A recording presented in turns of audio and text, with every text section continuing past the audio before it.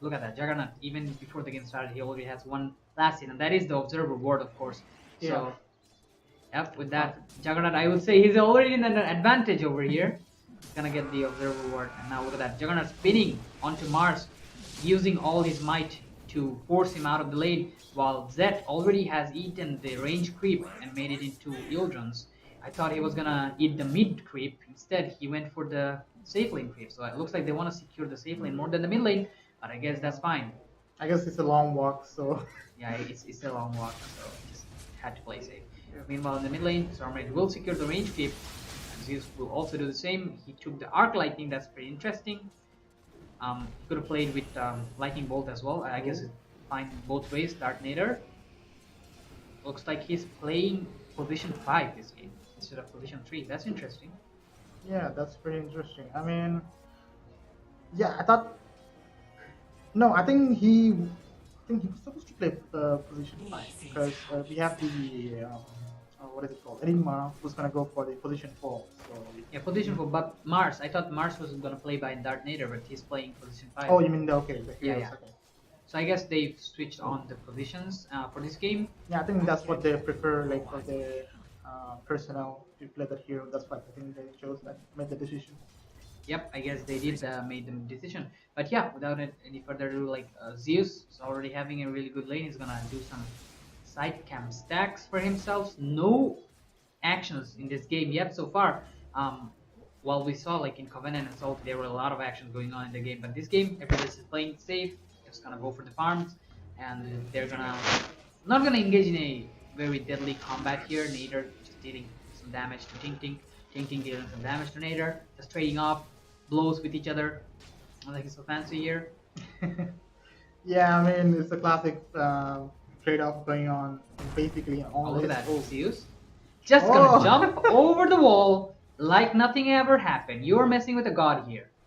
Yeah, the jump is like too OP. Yep, look at that. Oh shit. You know, Almost got the courier though. That's pretty nice. I think Dartnator is like really putting a lot of pressure in this top lane. Yeah, I mean he doesn't have any choice. It's a Terrorblade you're playing with, so you need to make some space for that Yep. hero to farm.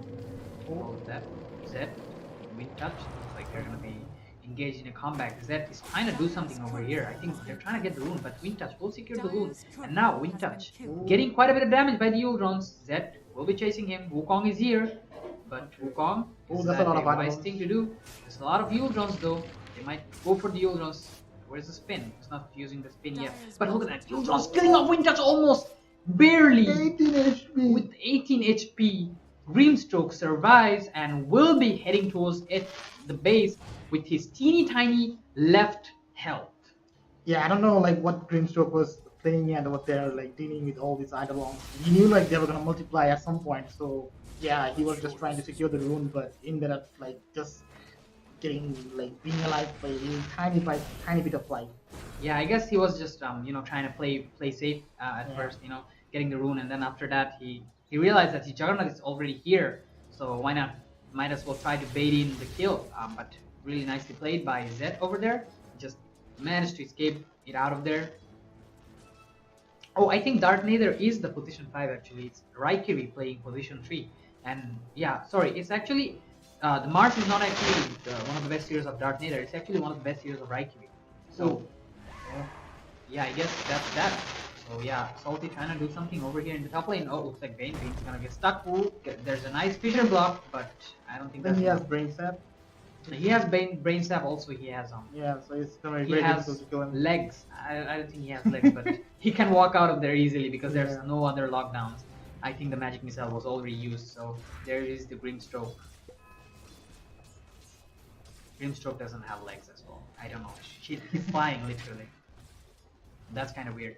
So yeah, they're laning. I think laning. In terms of laning, I think Denial is having pretty good. Even though I thought that Salty was gonna have the better laning stages here. Stormrage looks like he's playing really aggressive in the mid lane. He already tried to get a kill on Senpai here because he'll hit the level 6 first. I think he's winning compared to 36 last week. Dire's middle tower is under attack.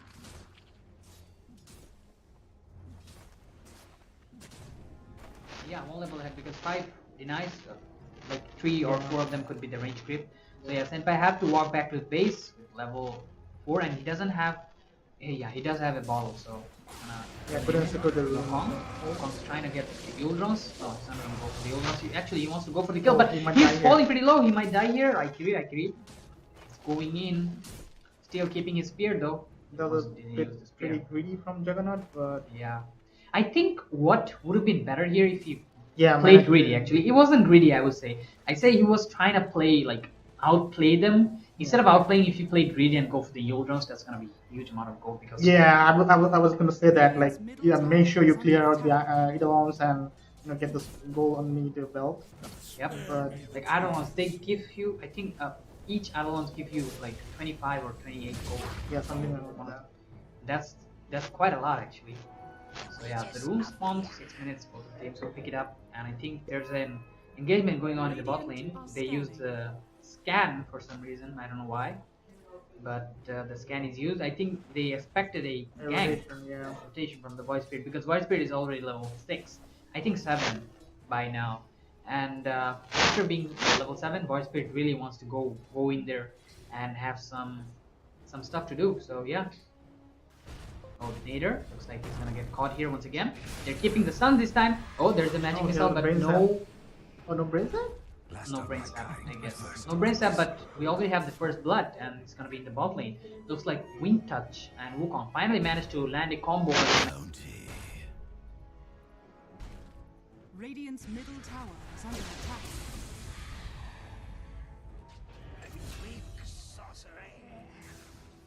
A minor correction. But that was a really nice movement from Bane here. It's just chasing around and then turns back, uses the brain sap, makes the Zeus use his ulti, secures the kill, and then he dies. He got the XP, he got the offlane dead, and he will gladly die for that kill. Yeah, Storm Rage coming with the rotation to secure that kill, but Zeus also using his ultimate, so I guess it's a win-win for both teams in this scenario. Yeah, also Zeus like a bit behind in terms of the XP in the mid lane, so a few kills I would say really helped him a lot. And once he gets his item, I don't think Void Spirit can do anything in the lane. And Zeus, he's a natural farmer also. He's maxing out his Arc Lightning, so that's gonna help him a lot.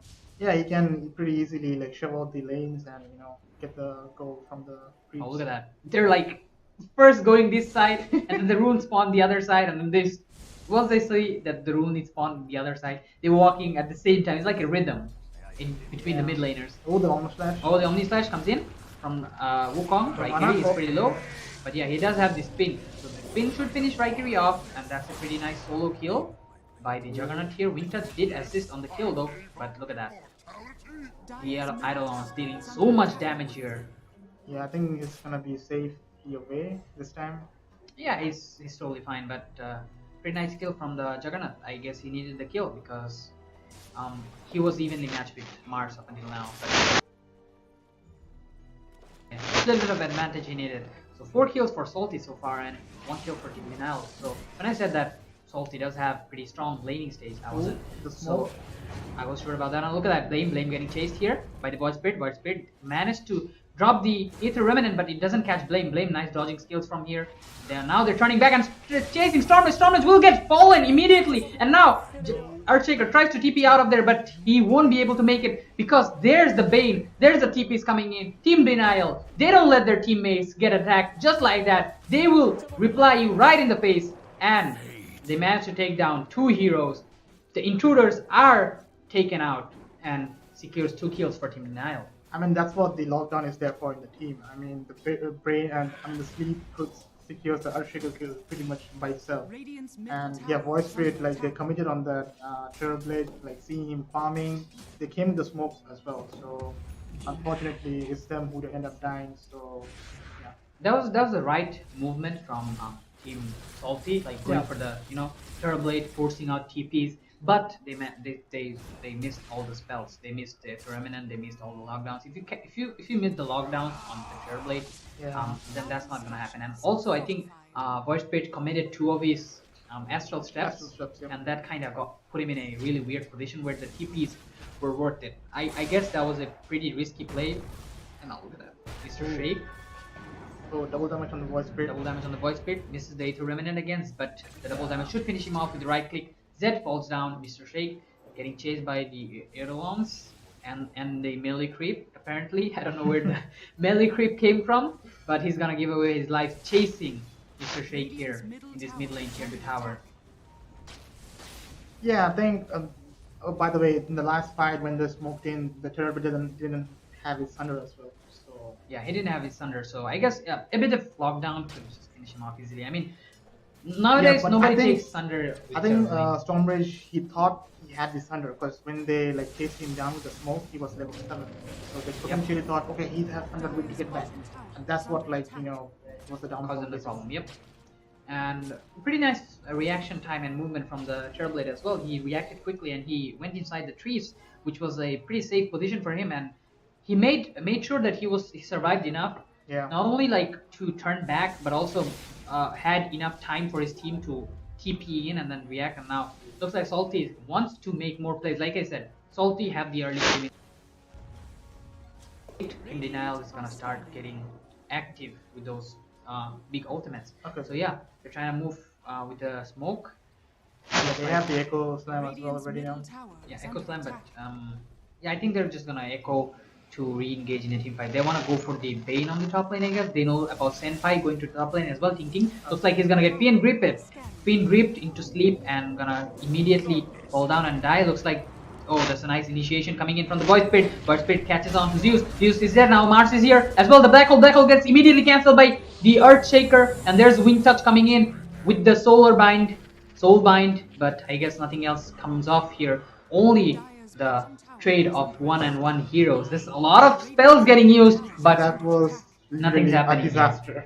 Like the Mars ulti didn't catch anyone, and the Black Hole got cancelled. I mean, Yes. that was completely a disaster from Team Denial, basically. completely a disaster from Team Denial. Like they used a lot of things, but they couldn't Talk get about anything out of like that. strong lockdowns, right? We were speaking about that earlier, but yeah, that was completely very bad.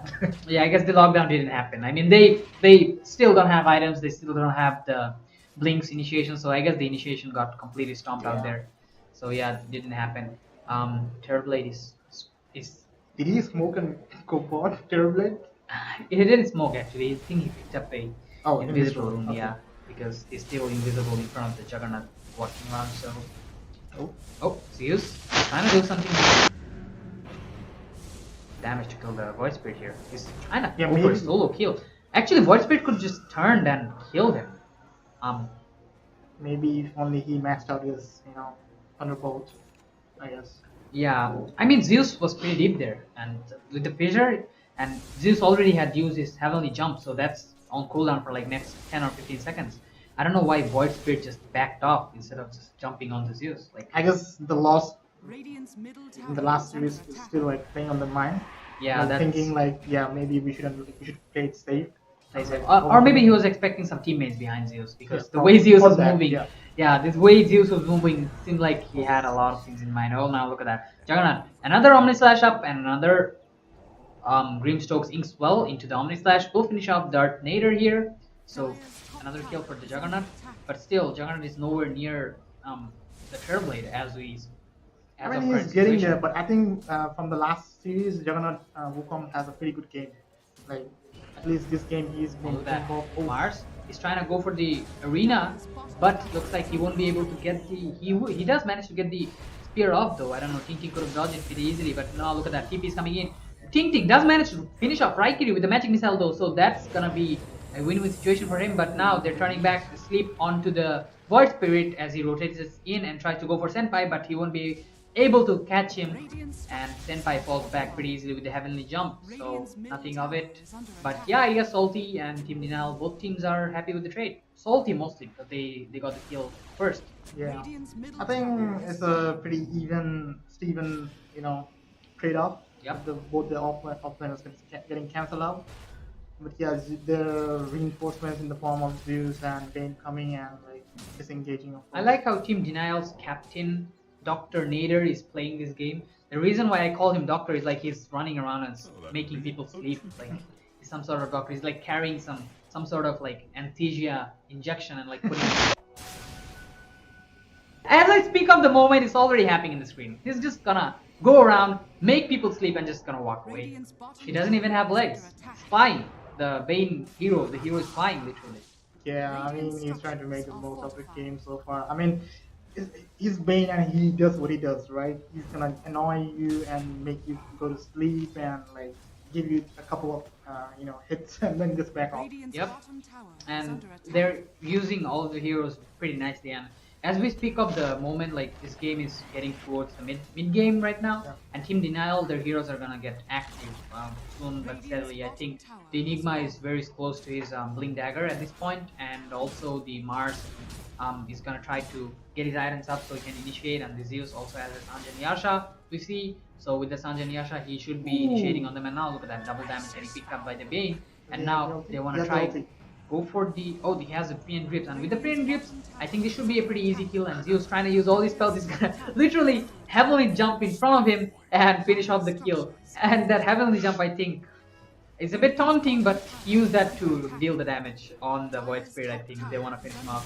as quick as possible, but it kind of looks funny from here, so Yeah, that was pretty funny. I mean, he tried to use all his spells and yeah, he succeeded, of course, securing the Voice Spirit kill.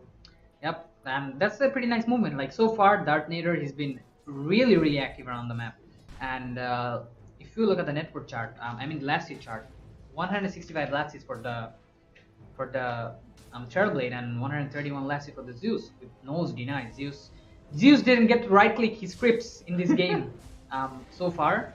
Apparently, every other hero has done it. Even like 2 or 3, 2 for a Shaker, 3 for a Grimstroke. 5-man Look hero at that. in the map. They get the Inkswell onto Raikiri. Raikiri immediately falls down, and that's a nice initiation on the hero. Fissure, Inkswell into the silence, into stun, into the Beyblade.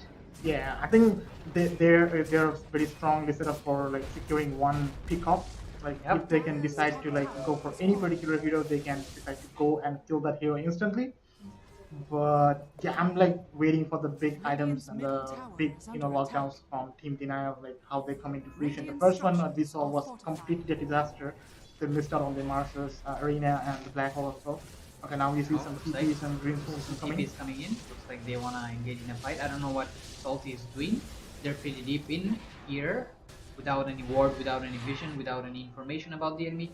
So looks like Team Denial will just TP, and looks like they're gonna let Salty walk away. They don't want any fight. But yeah, we should probably see a big team fight coming in from Team Denial because their big ultimates are there. Yeah. It's off cooldown right now. So with those they wanna utilize them. Even the Terrorblade should have its metamorphosis up, so Yeah. they might try to go for a team fight and then get the towers, get the objectives, and then get the Roshan as well. But I don't know, they're still not doing anything. But Salty, they keep making on moves one after another.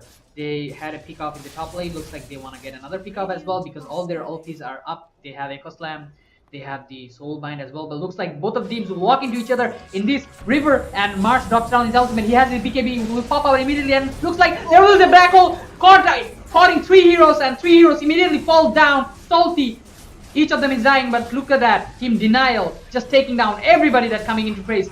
Only Juggernaut left, and Ting Ting, he is dead once and he has his illusion left, and they go on to Wukong, and that's a team wipe for Team Denial in 19 minutes in. All the big ultimates drop down right here. Big BKB reveal from Raikiri coming in, and Team Salty, they had no answer for this BKB, and they had no answer for all these spells. Pretty nice movement from Zed coming in here, catching 3 people into the black hole, and that was absolutely amazing play by Team Denial. And with that said, they should be securing the Roshan for themselves because they use the metamorphosis. Yeah, they still have a few seconds on the metamorphosis. They're gonna make the most of it, and this is exactly what I was saying, making use of the big ultimates. The smoke coming in like from both teams, but the lockdowns like it pretty much paid off.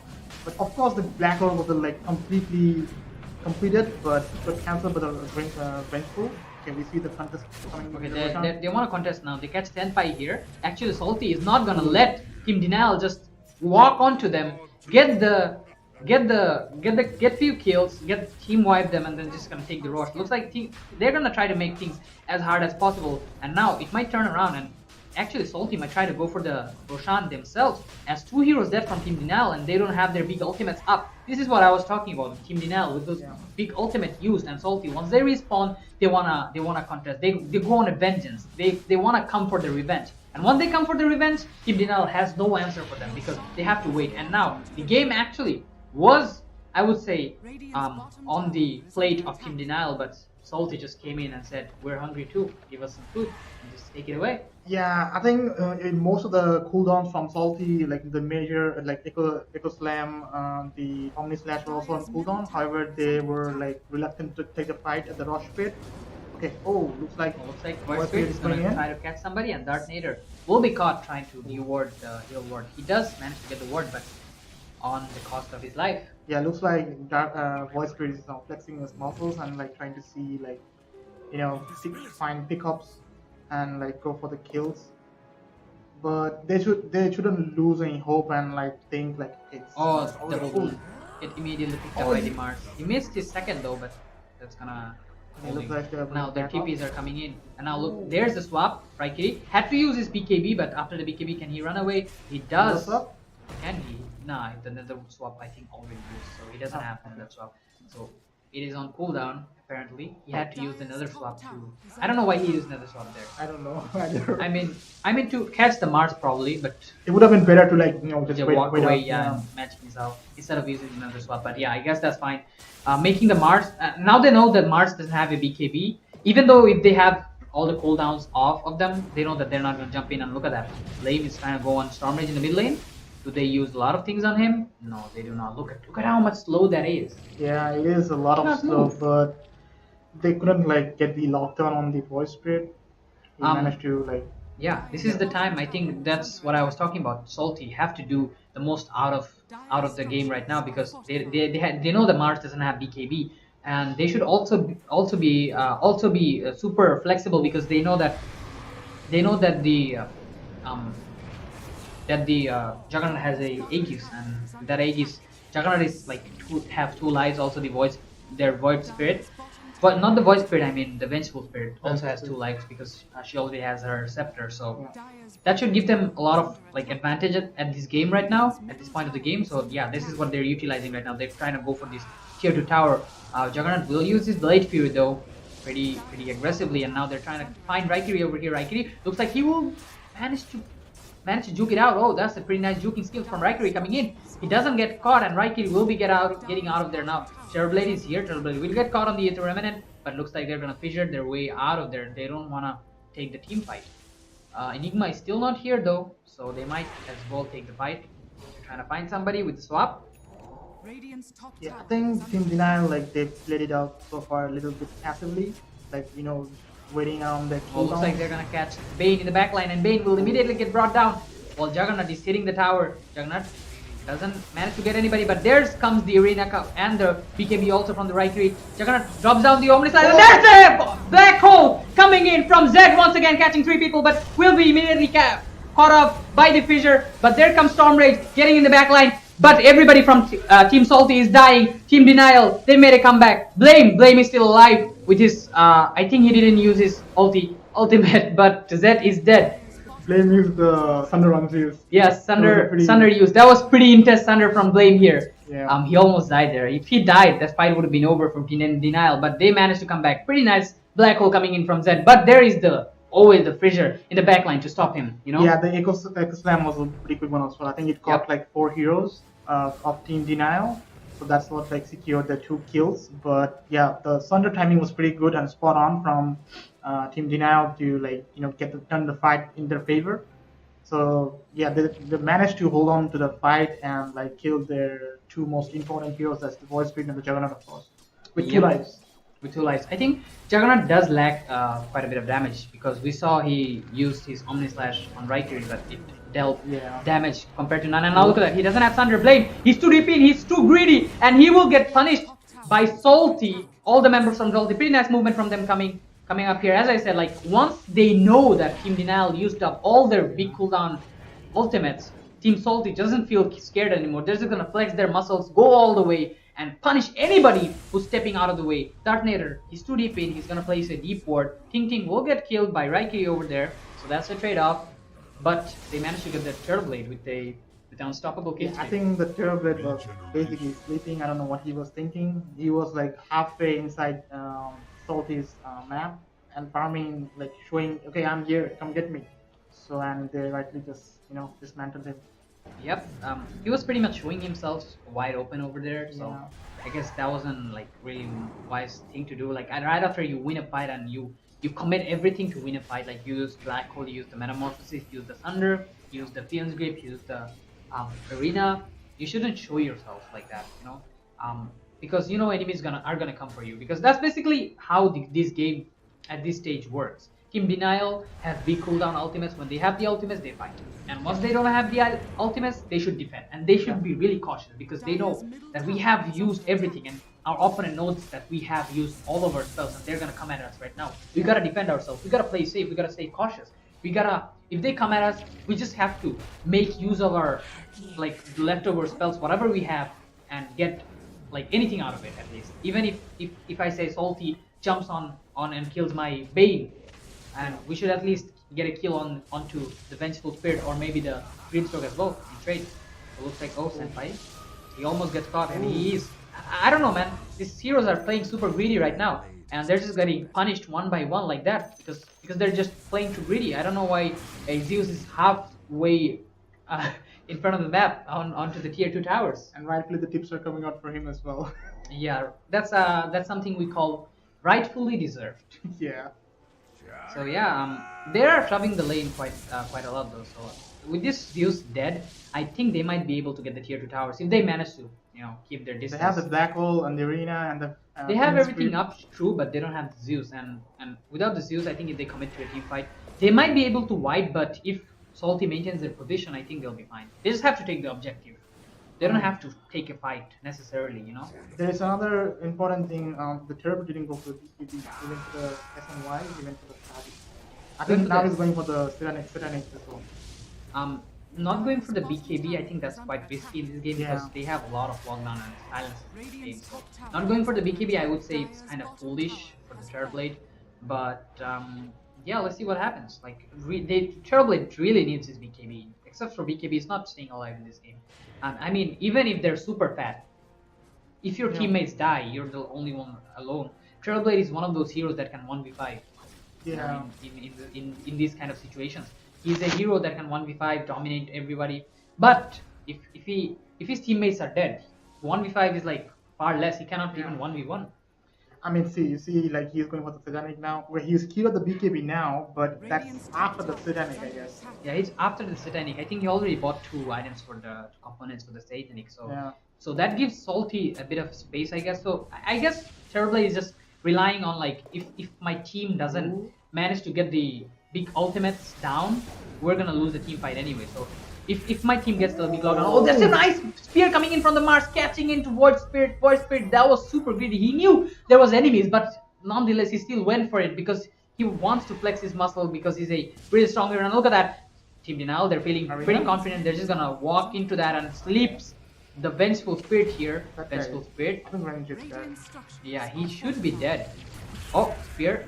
Spear will connect into the tree, and Vengeful Spirit will die like that, and he's trying to use his belt, trying to get out of there. Juggernaut looks like he's walled in. They wanted to go in, but I don't think they're gonna go in. And with that said, Blade just uses Metamorphosis and will take this tier 2 tower as a reward. And the Roshan should be up in 30 seconds. They're still not up yet, so they cannot utilize it properly. But if they have their clock ready, and now look at that Aikiri, they wanna go for the Juggernaut, and that's a really nice spear, but it's gonna get swapped out immediately by Ting Ting. Very nice Black Hole coming. It's not very nice actually, it's only catching the Grimstroke. But yeah, it is what it is, and now they will kill 4 heroes. Nice save by the Vengeful Spirit. And now look at that Juggernaut. He's actually stuck here. And there's from the Echo Slam! Killing off 1 hero. That was an insane. Blame, he dies as well. Triple kill for Wukong here. And Senpai is caught in the backline as well, as Storm Rage comes in and secures the kill on Senpai. That's a team wipe for Team Denial. And the MVP, Echo Slamma Jamma, coming in to save Salty from this disastrous play. Team Denial, they get wiped in this fight. Salty, they are back at the game, baby. They are back, slamming the doors onto Team Denial. And with that said, they should be securing this tier 1 mid tower. I mean, they should have paid a lot of attention. I mean, I don't know, they're playing the game without I don't know, they're not thinking about the Echo Slam at all. I don't know what's going on, but they should have known that Shaker is there, he's alive, and he Yes. has the Echo Slam. So He haven't and they're commented. like all clustered up together. So they're like inviting, yeah, come on, do the Echo Slam on us. Yep, and I don't know why 3 heroes swarming into a Juggernaut who's using Blade Fury. I mean, I get it, Yeah. Juggernaut is low, but he has a Blade Fury and Inkswall on him. Like, if you swarm around him, obviously, you're gonna receive, first of all, you're gonna receive the Maelstrom charges, and then you're gonna receive damage from Blade Fury as well. Yeah. And on top of that, you have a Earthshaker waiting behind. You don't have your BKBs up. So that's the fissure, that's the second, that's the jump, that's the echo, that's the kill, that's the wipe, and that's the game over for Team Denial. But they had Roshan. I don't know Ooh. why Salty didn't make anything out of it. They only took down tier 1 tower. So if they do not get the objective, they do not get the map controls, they do not get these things. Oh, Raikiri using his BKB, I don't know why. I think that's a safe BKB, but Raikiri is he caught though? He does drop down the arena now, and in the back line, look at that, Void Speed tries to go for Dartnator, looks like he will receive quite a bit of damage, and there comes the Fiend's Grip. Stormbrace tries to go for the Dartnator, but Dartnator, he turns it back around and turns it back on him. Wukong is pretty low here. Wukong might die as well. He doesn't have the Blade Fury up yet, and he doesn't have the Omni Slash as well. Salty, I don't know what they're doing. They just wiped Team Denial, but they did not get anything out of it. Instead, they just stepped out of the way, and Senpai getting the ultra kill. And that's another wipe. I don't know what's happening in this game. It's going like flip flop from this side to this It's side. like a flip flop at this stage. Like it's like, oh, you take one, I take one. You take one, I take one. It's like that movie scene where the protagonist says, one yours, one mine, two yours, two mine. Like something like that going on in this game. Salty and Team Denial, looks like they're pretty even. Yeah, I Evenly think both teams they're like guilty of like lapse in concentration. I think the Void Spirit like in the last fight he like didn't do the right thing. He went in straight without knowing where the Bane is, where the Zeus is. Yeah, they were basically like chasing the Mars, but the Mars like ended up like getting away and activating his arena.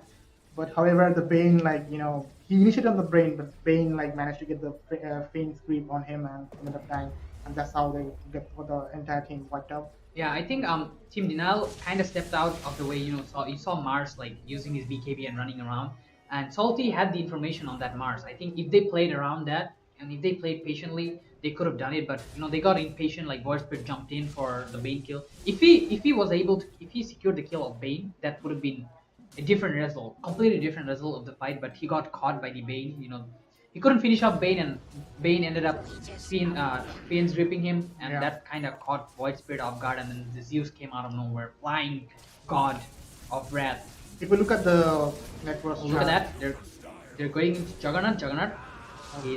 He's gonna get speared, he's gonna receive quite a bit of damage, but that's not truly enough. And here comes the Void Spirit with the Aether Remnant, and now look at that, Juggernaut, he gets caught immediately, he gets deleted with the Fiend's Grip, and I don't know why Juggernaut is going like that with the Fiend's Grip on the opponent's team, and he will immediately die and take Grimstroke with him as well. And Salty doesn't have their carry for 80 seconds. That gives a lot of space to Team Denial. Not only they secured Aegis, I think they secured Aegis, right? Yeah. They have Aegis on Terrorblade for 3 minutes. Not only they have Aegis, which already gives them a huge advantage. Also, they have taken down the enemy carry and support. So this is gonna be high ground. Yeah, for sure. this is gonna be high ground, and Jug is dead for at least 1 minute now. And they also have Metamorphosis up. Yeah, I think they can go for high ground, but I don't know like if they're trying to like shove the mid lane as well. I think they are trying to shove mid wave. I think they're playing it safe. They don't want to overcommit. They're respecting their opponent, which is nice. Team Denial, but this is a great opportunity for you guys to go in the high ground. I don't know why you're holding back so much. Yeah, I think they're like playing it a little bit too safe. But because I'm like thinking they have the black hole, they have the Fiend's Grip. Okay, it's on cooldown now, but it's gonna like come off. It's gonna come pretty off soon. cooldown anytime. They have the arena as well, but they are like still like afraid of the Echo Slam, of course. Yeah, still afraid of the Echo Slam. Echo Slam, I think Echo Slam doesn't work on BKB, so Yeah, no, he's going for the. yeah, he went for the Lincolns. I don't know why he went for the Lincolns. I don't know. The Lincoln is good, but not really necessarily good in this game. Like the BKB would have been much better. That's really greedy play coming in from the Terrorblade. I mean, if Salty wins a fight, Terrorblade is just gonna die. I mean, he's not gonna stay alive much. I mean, if Salty clicks on Terrorblade's item, they won't feel they won't feel very scared of him. They're gonna feel confident to go on him. And you know, when you try to go on a carry like Turtleblade who has 5 or 6 items, you'll be like, oh, we're not gonna able to finish him off. But when you look at this Turtleblade with no BKB, Salty's gonna be like, oh, if we go on him, we will be able to finish him off because he doesn't have any BKB. We have silence. We have Okay, we no have Lincolns. stuns. Do we have? Did we get the swap? No. No, we didn't get the swap, so I guess that was really nice. Yeah, So, I yeah. think he's just like worried about Avengers swap and like the magic missile, but I'm not sure like he should be worried about the magical damage coming out from the Earthshaker and the Void Spirit, of course. But looks like he's going high on. He's like almost taking the tier 3. Yep, and there's nothing they can do. Look at that. The Thunder? Turtleblade just receiving quite a bit of damage and he's dead. Just like that. I mean, if he doesn't have BKB, it's gonna be as easy as that to take him down. And now he doesn't have. Did he use his metamorphosis though? No, he didn't. No, I didn't. He just hit the towers. I mean, at this point, you just hit the towers and you kill them. Oh, they're using Turtleblades illusion against. Okay, they're like smoked up. Oh yeah, waiting that's for the. C. I think they have the scepter dark portrait on Yeah. on the. Oh, Zeus is caught in here. He's gonna use Black hole, ether. black hole. Oh, the black hole is there. The black hole should be here, coming here any minute now, and the black hole goes into Juggernaut all alone. Juggernaut is left alone. There, no, the swap comes in, and there comes the Omni Slash from the Juggernaut, and they got 2 hero, and there comes the Echo Slam, finishing off triple kill for the Juggernaut and Salty once again. I don't know what's happening in this game. It's like one time for Team Denial and once for Salty. It's like we're playing cards here. And That's what we were Salty talking about. also, Mr. Shake also used the refresher, I think, so he has another Echo Slam up and ready if they want to take another fight. Looks like Senpai and Dartnator will buy back to defend this mid tower. They don't want to lose too many objectives, but if they die this time, if they get caught in the Echo Slam, if they get caught with the fissure, they're dead. This game might be over. And that's why, my friends, those who are watching, you need a BKB on your core.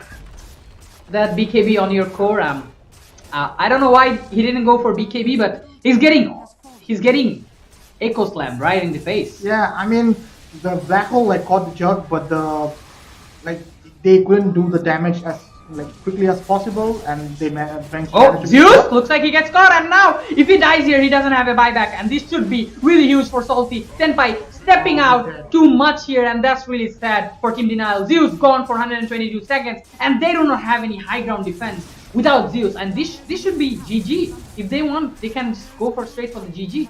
They used the Echo Slam on the Zeus, I think. Yeah, they Alone. got the, That wasn't necessary, but yeah, they do not have any big ultimates, and they might be easily able to take the mid racks right now. And if they want, they can go for the GG push. Looks like they won't be doing that. They will be keeping back, spanking the opponents. So no GG push coming in from Salty. If they wanted, they could have gone for it. They're still like, waiting actually. Yeah, I think the range is like creating a lot of problem here. Thinking like his range, this swap range is like too much. It's too far and too much. Okay. Okay, they see Zed. They might try to go for him, but no, the location is already revealed and they do not manage to catch anybody. If they placed a ward here, they could have easily catch somebody. I mean, if you're gonna make plays like that, you gotta prepare, things. Yeah, even before using the Vengeance, what is the second, the wave? You should The like wave try of to terror. get wave of terror. Instead of using that, you should have tried to get a swap and catch someone. Catch somebody, yep. I think you would use the wave of terror to get the vision. Like Yeah, probably. they kinda they kinda messed up with the timing over there. Like, they were seeing heroes like when the creeps was there, Yeah. but the creep died and then they lost the vision, and then they tried to get the vision with the wave of terror to get the swap, but they kinda messed up the timing. I mean, I was seeing earlier, like 2 minutes ago, it was like 12k lead for Team Denial. Now it's like 3k. 3K, yeah. I mean, this game is pretty much even right now. Like, even if Team Denial went too far ahead, Salty just eventually made a nice play and came back, and then same goes for Salty. If Salty had a lead, Team Denial also did the same. Now, in this game, Salty is having, like, they're doing really fine actually. Like, look at that, 33 kills and against 27 kills. Even though Team Denial has the upper hand in the team fights, but if you have a core without a BKB, I guess that's what happens. And now look at that, he's AFK, and that's dead. Dartnator just gonna die, and Stormrage is gonna kill him off and just leave the space. Just like that, and with the Dartnator dead, they might try to go for the Roshan. They're checking the Roshan a bit too early. Roshan might be up in 5 seconds, but that's the second tick, I think. If it doesn't get up on the second tick, it might get up on the third tick. So yeah, it doesn't get up on the second tick. So 3 more minutes, I think the Roshan will be up at 43.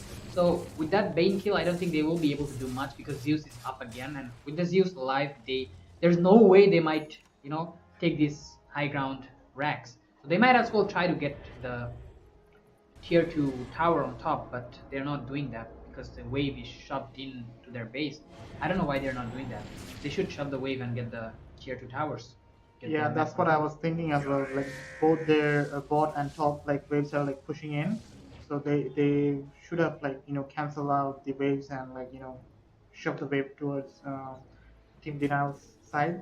But maybe they're like waiting around and see like if they can get the Roshan and like they can go to high ground.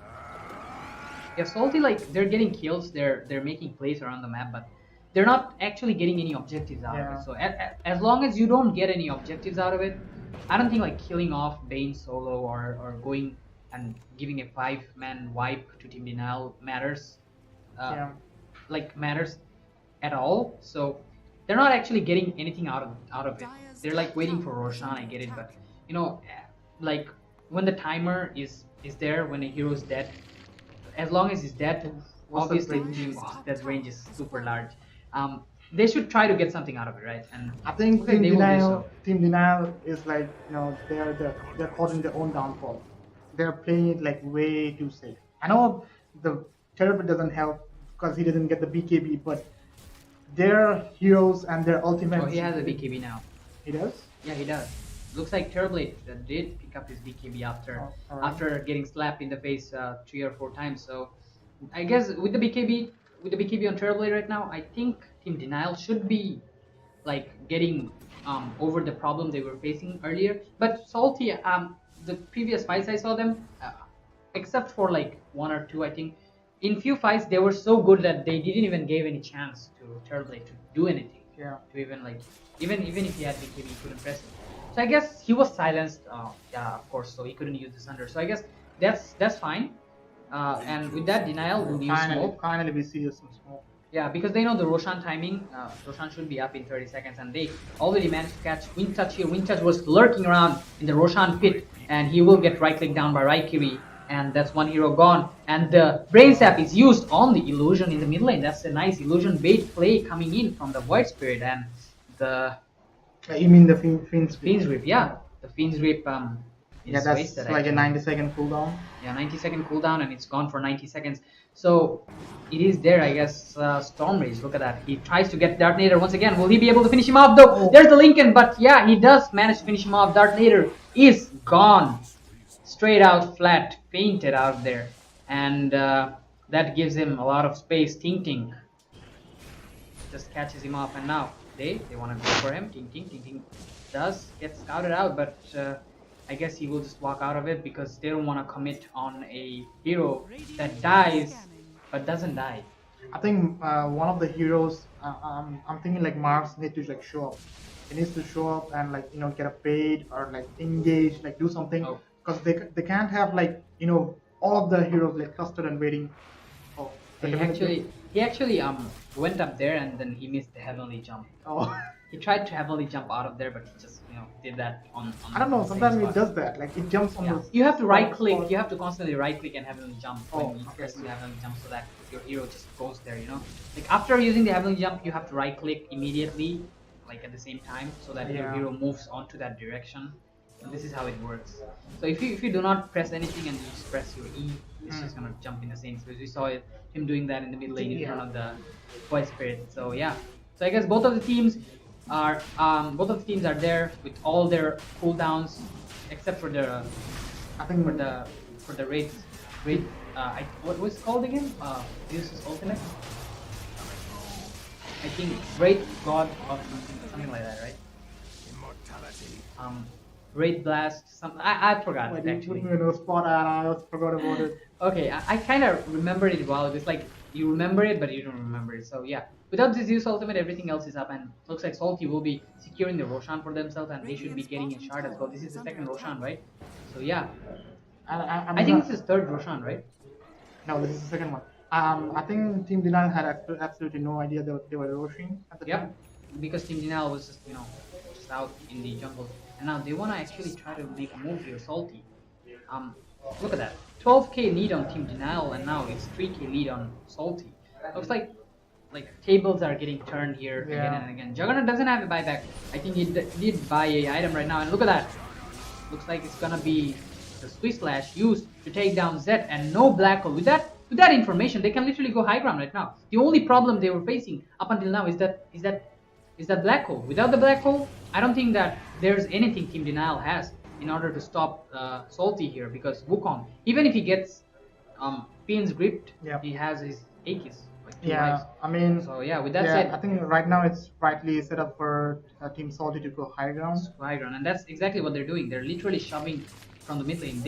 I think they can force a fight in after by hitting the tier 4 towers, but I don't know what they'll do. No, should buy back now. Are under I attack. think he has, yeah, He does have a buyback, so he might buy back if the fight starts. So yep, Wukong just trying to take down the tower because he takes down the tower really fast now. He also has the leveler on him. So with that leveler, tower should be a piece of cake. And now look at that, trying to go for the Dartnator, but he will miss the Aether Remnant here. So nothing for him. Now in this Nimbus. The Nimbus is there. Raiki is looking for an initiation in the backline. Looks like he will be spotted out though. Okay, But Enigma is gonna hold nothing on to comes the out with buyback. it. Yeah, Enigma's gonna hold out the buyback, and Enigma is up. Looks like Salty did manage to get a tower and a barrack on the mid lane. So I guess that's fine. They're happy with that, and they might wait for Team Denial to make a mistake again, because they already made out of there, and Team Denial is gonna smoke up as soon as they see all the heroes of Team Salty backing off, and they wanna try to find a greedy hero who's farming behind, who's not sticking with his team. Looks like that's not the case for Salty, because they're literally really close to each other, so Team Denial won't be able to find anybody here. Yeah, I think now Salty is like playing pretty smart. They know Look that at they need to back that. Void off. Spirit, he might get caught here though.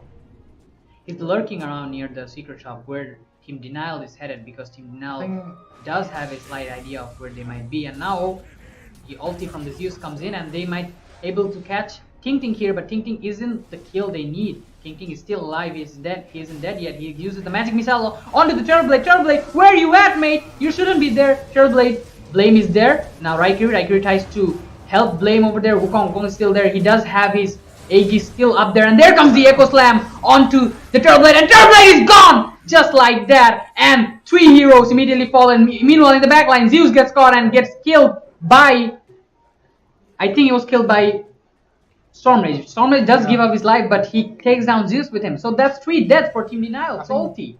They are doing it. Look at that. 13k network lead for Team Denial. Now it's on Salty. I think that's a classic example of like showing how what we call troll, basically. Yeah, I think they needed like absolutely no reason to force that fight, especially for Terrorblade. I don't know what he was doing, like chasing the Venge Spirit. I mean, what He are you wasn't doing? even finishing off. Like, he Yeah. was just literally. And he was in roaming around it. Yeah, he was invisible as well, so he couldn't like see where. They still have the black hole though. They have I mean, the Aegis there as is well. no damage. There's no damage, yeah. There's no damage. No damage. It's alive, and there's quite a bit of damage from the Enigma's Midnight Pulse, but they do have Aegis though, so this might be a mega. This might be a mega. They could force more buyback by trying to go for the GG push, but I don't know why Salty is holding back as well. They've been playing Rambo up until now, or perhaps Team Denial's been like overstepping all this time instead of Salty playing Rambo. But yeah, with that said, they're really holding it on.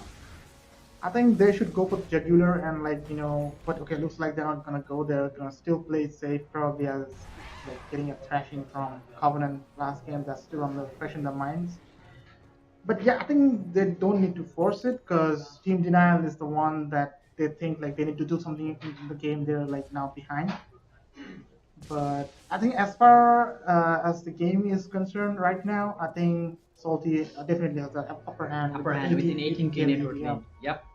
Okay, the 5-man smoke coming out. So all of their ultimates are off cooldown. They are ready to go. Now Team depends Denial, they have a draft where they only need one team fight. One good team fight, one good initiation, and that should be the end for Team Salty. Yeah. Because, like one 5-man black hole should be enough. And now look at that. They catch Ting Ting, but this is somebody you shouldn't use your resources on. And it looks like nobody's gonna jump on him. Nobody wants to kill Ting Ting. They want to try to go in the backline. In the backline, Zeus jumps in, and it looks like they will be able to get Wind Touch, and Ting is also caught here, and Ting will get also taken down. And two supports are taken down, and they want to get this. Juggernaut coming the blink. No, Juggernaut with the blink in, and with the Omni Slash comes in, tries to take down Blink, but almost manages to do so. And then there comes the black hole, and I think Salty just forced the fight here that they shouldn't have, and Juggernaut fall in here. The buyback comes in from Darknator, buyback also comes in from Wind Touch, and looks like Senpai will try to catch Storm Rage in the back line here. Storm Rage does manage to get out of, but he won't be able to TP out of there. No, this TP gets cancelled. Storm Rage doesn't have it. Aether Remnant here. Zeus is still chasing him with all his might. And now Storm Rage tries to go back, actually turn back onto Zeus. And I don't know, he missed the Aether Remnant on the exact moment, very exact moment when his life was at stake. And that's a nice sleep coming in. And that's another turnaround for this game from 18k net worth lead to 7k once again. What is going on in this game? I think we're gonna see 1 hour plus game. I don't know. Like it's like Tables are flip-flopping every single time. Like sometimes they're winning, sometimes they're winning. I don't even know what's happening in this game anymore, man. I think the Terrorblade, like he made a mess out of his Thunder, but he managed to turn the fight around with his Tyrannic. Yep.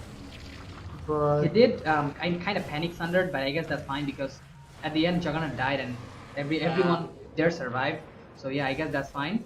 And with that said, with them dead, I think they will try to get a Rax, but they will not be able to do anything much more than that because Team Salty, they're already up. So yeah, Blame, he's receiving quite a bit of damage from far away. Look at that Grimstroke and the Magic Missile dealing quite a bit of damage, and now they want to go back. Ting swaps in, saves Wind Touch very beautifully, and now Ting holding off. Mr. Shake goes in to get the Echo Slam. I think he does manage to get the Echo Slam, and that's a double bake shot, and there's another Echo Slam, finishing off the Terrorblade without even their carry up. Support, defend, Team Salty made another comeback, and with that said, Team Denial, 4 of them gone. Senpai escapes just by a little. And what is going on in this game? talk about timing of the perfect precision of an Oh no, the Senpai is also caught in the back line, and now he should be dead. Gets swapped out. Senpai tries to blink, and oh, he will be able to get out there. That's a pretty nice play by Senpai. Yeah, he used the refresher and used the blink and got out of there. So that was a pretty quick movement from him. But yeah, he managed to get some time out there. So yeah, Salty, they're back at 14k netto lead again with 44 kills and 33 kills for Team Denial. And now, what do they want? They want the Rosh again. Rosh is not up, so they should try to go for, I guess, the Megas. They can easily get the Megas right now. There's no buyback on Mars. There's no buyback on Mars. There's no buyback on Bane. There's no buyback on the Terrorblade. I mean, there's buyback on Terrorblade. Yeah, he has the buyback. Yeah, he has a buyback, but I don't think. I mean, what are you guys doing? Go high ground. This They time. actually smoked up. I don't know why but they smoked up. I have no idea. Radiant's Oh. top barracks are under attack. They're scouting on to Roshan, and he just the Earthshaker just walked in on the Nimbus to get a shot. I don't know why. It's like a mental therapy.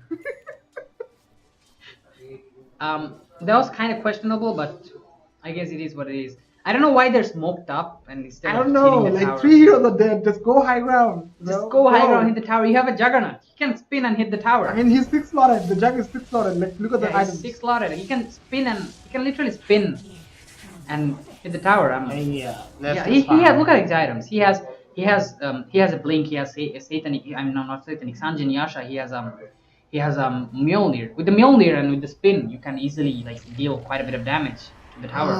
Looks like they were waiting for Rosh, and the Rosh is up, and they will be hitting the Roshan pit. Yeah. So yeah, Juggernaut hitting the Roshan. I don't think Team Denial is gonna contest the Roshan. So as you said, this is gonna go 1 hour plus game. It's quite interesting. Both teams are evenly matched.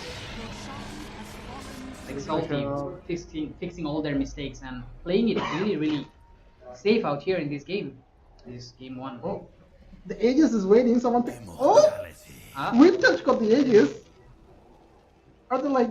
I don't know. They're like. I think they gave Aegis to Wind Touch because it's a void spirit.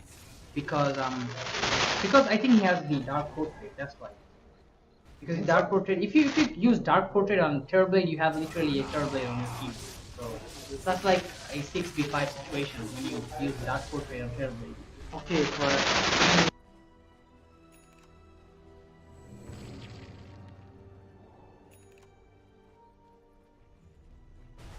Dire's top tower is under attack.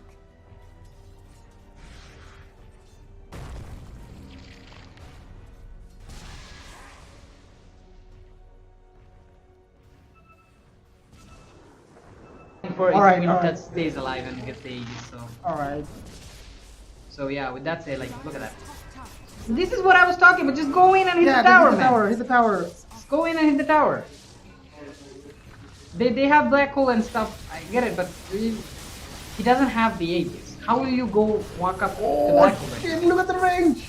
Oh, the range is amazing. Oh, look at that. Trying to go in. Looks like he won't be able to catch the Enigma though, because he's invisible. Oh, there goes the right Kiri. Oh, he's gonna use his dip, and there comes the black hole on the 3 heroes, and 3 heroes. Juggernaut is dead just like that. Wind Touch will revive just to die once again. Salty, they are.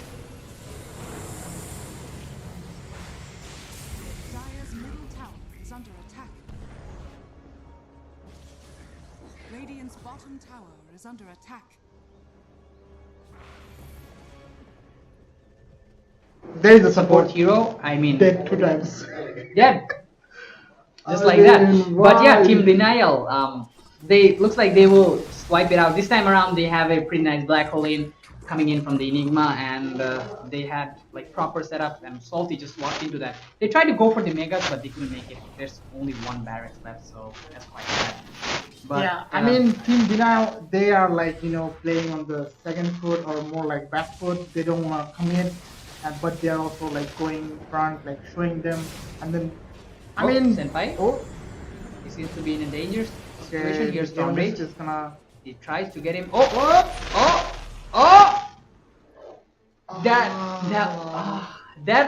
That was the luckiest thing I've ever seen. Like, how lucky can a person be? Explain that to me. I mean, that was just like a 1 second cooldown on the Mars spear. That was like 1 second cooldown. Radiant's bottom tower is under attack.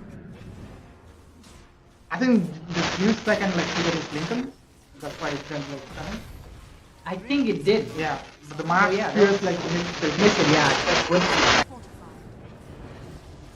But yeah, with that said, look at that heal draws. Oh my god, so seven many minutes. goals coming in from that. And now and there comes the black hole catching 2 heroes again, and Stormbreak should be dead. Stormbreak doesn't have buyback for 8 minutes. Oh, he used the buyback because that's why he doesn't have the buyback. So yeah, Salty, they're back at the track again. Raikiri, he's inside. Raikiri gets Oh, the Sweep Omni Slash. Slash. You still have Okay, the Omni Mars is Slash though. dead. The Omni Slash is there, and Mars is dead for 100 seconds. Radiant's And Team Denial looks like they have to get back once again. This game is back at where it started. Yeah, talk about like. I think they're gonna wait for the Yeah. 60 minutes item now. I think that's Yeah. their only one and last hope. The 60 minutes item from both teams. Whoever gets good items, it's like luck. You know, Wolf. I mean, to be Depends on honest, Wolf right both now. team had enough time, enough items, enough like of everything to like end the game, right? And they were like hesitant and they didn't want to go like follow through. And now here we are, 59th minute and counting. 59 minutes and continues. Like still, Salty holds the network lead by 14k, and Team Denial is still out there. Not so bad, I would say, but yeah, that's all. Like they're waiting for 60 minutes item, and they're just throwing spells at each other at this moment right now. But if you're watching this stream for long, I know this game is long and this game is really interesting. But what more?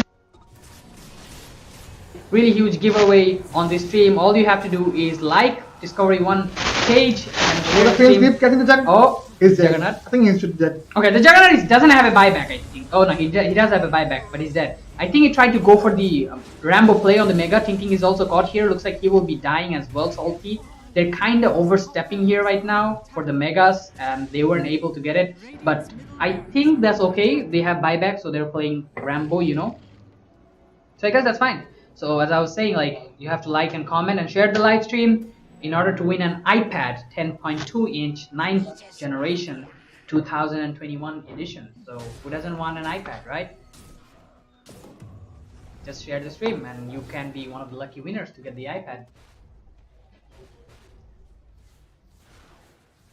So yeah, I think the Roshan will be up in 2 minutes. So 60 minutes in, the 60 minutes item should be falling right now. And look at that. Oh, Mr. Shaky seems to be in danger. He will be taken out by Blame, but he had to commit the metamorphosis in order to kill him. Zeus So got the giant string. That's an insane item to end the game right there. If you Yep. cannot end the game with that item, I don't know how you will end the game.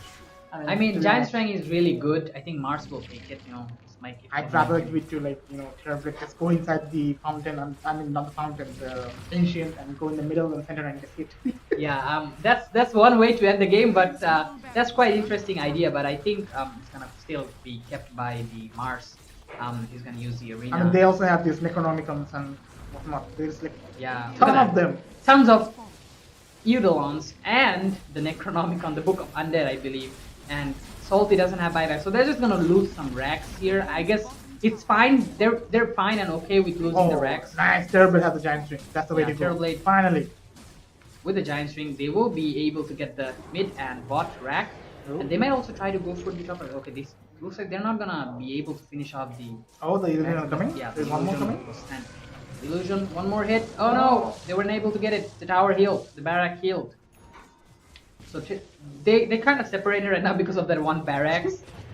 Oh, look at that. They're trying to go on the Turblade in top lane. Turblade gets swapped out, and he was inside, and now Juggernaut is hitting him, and Turblade gets taken out immediately. You don't want to leave out your carry like that in 61 minutes into the game.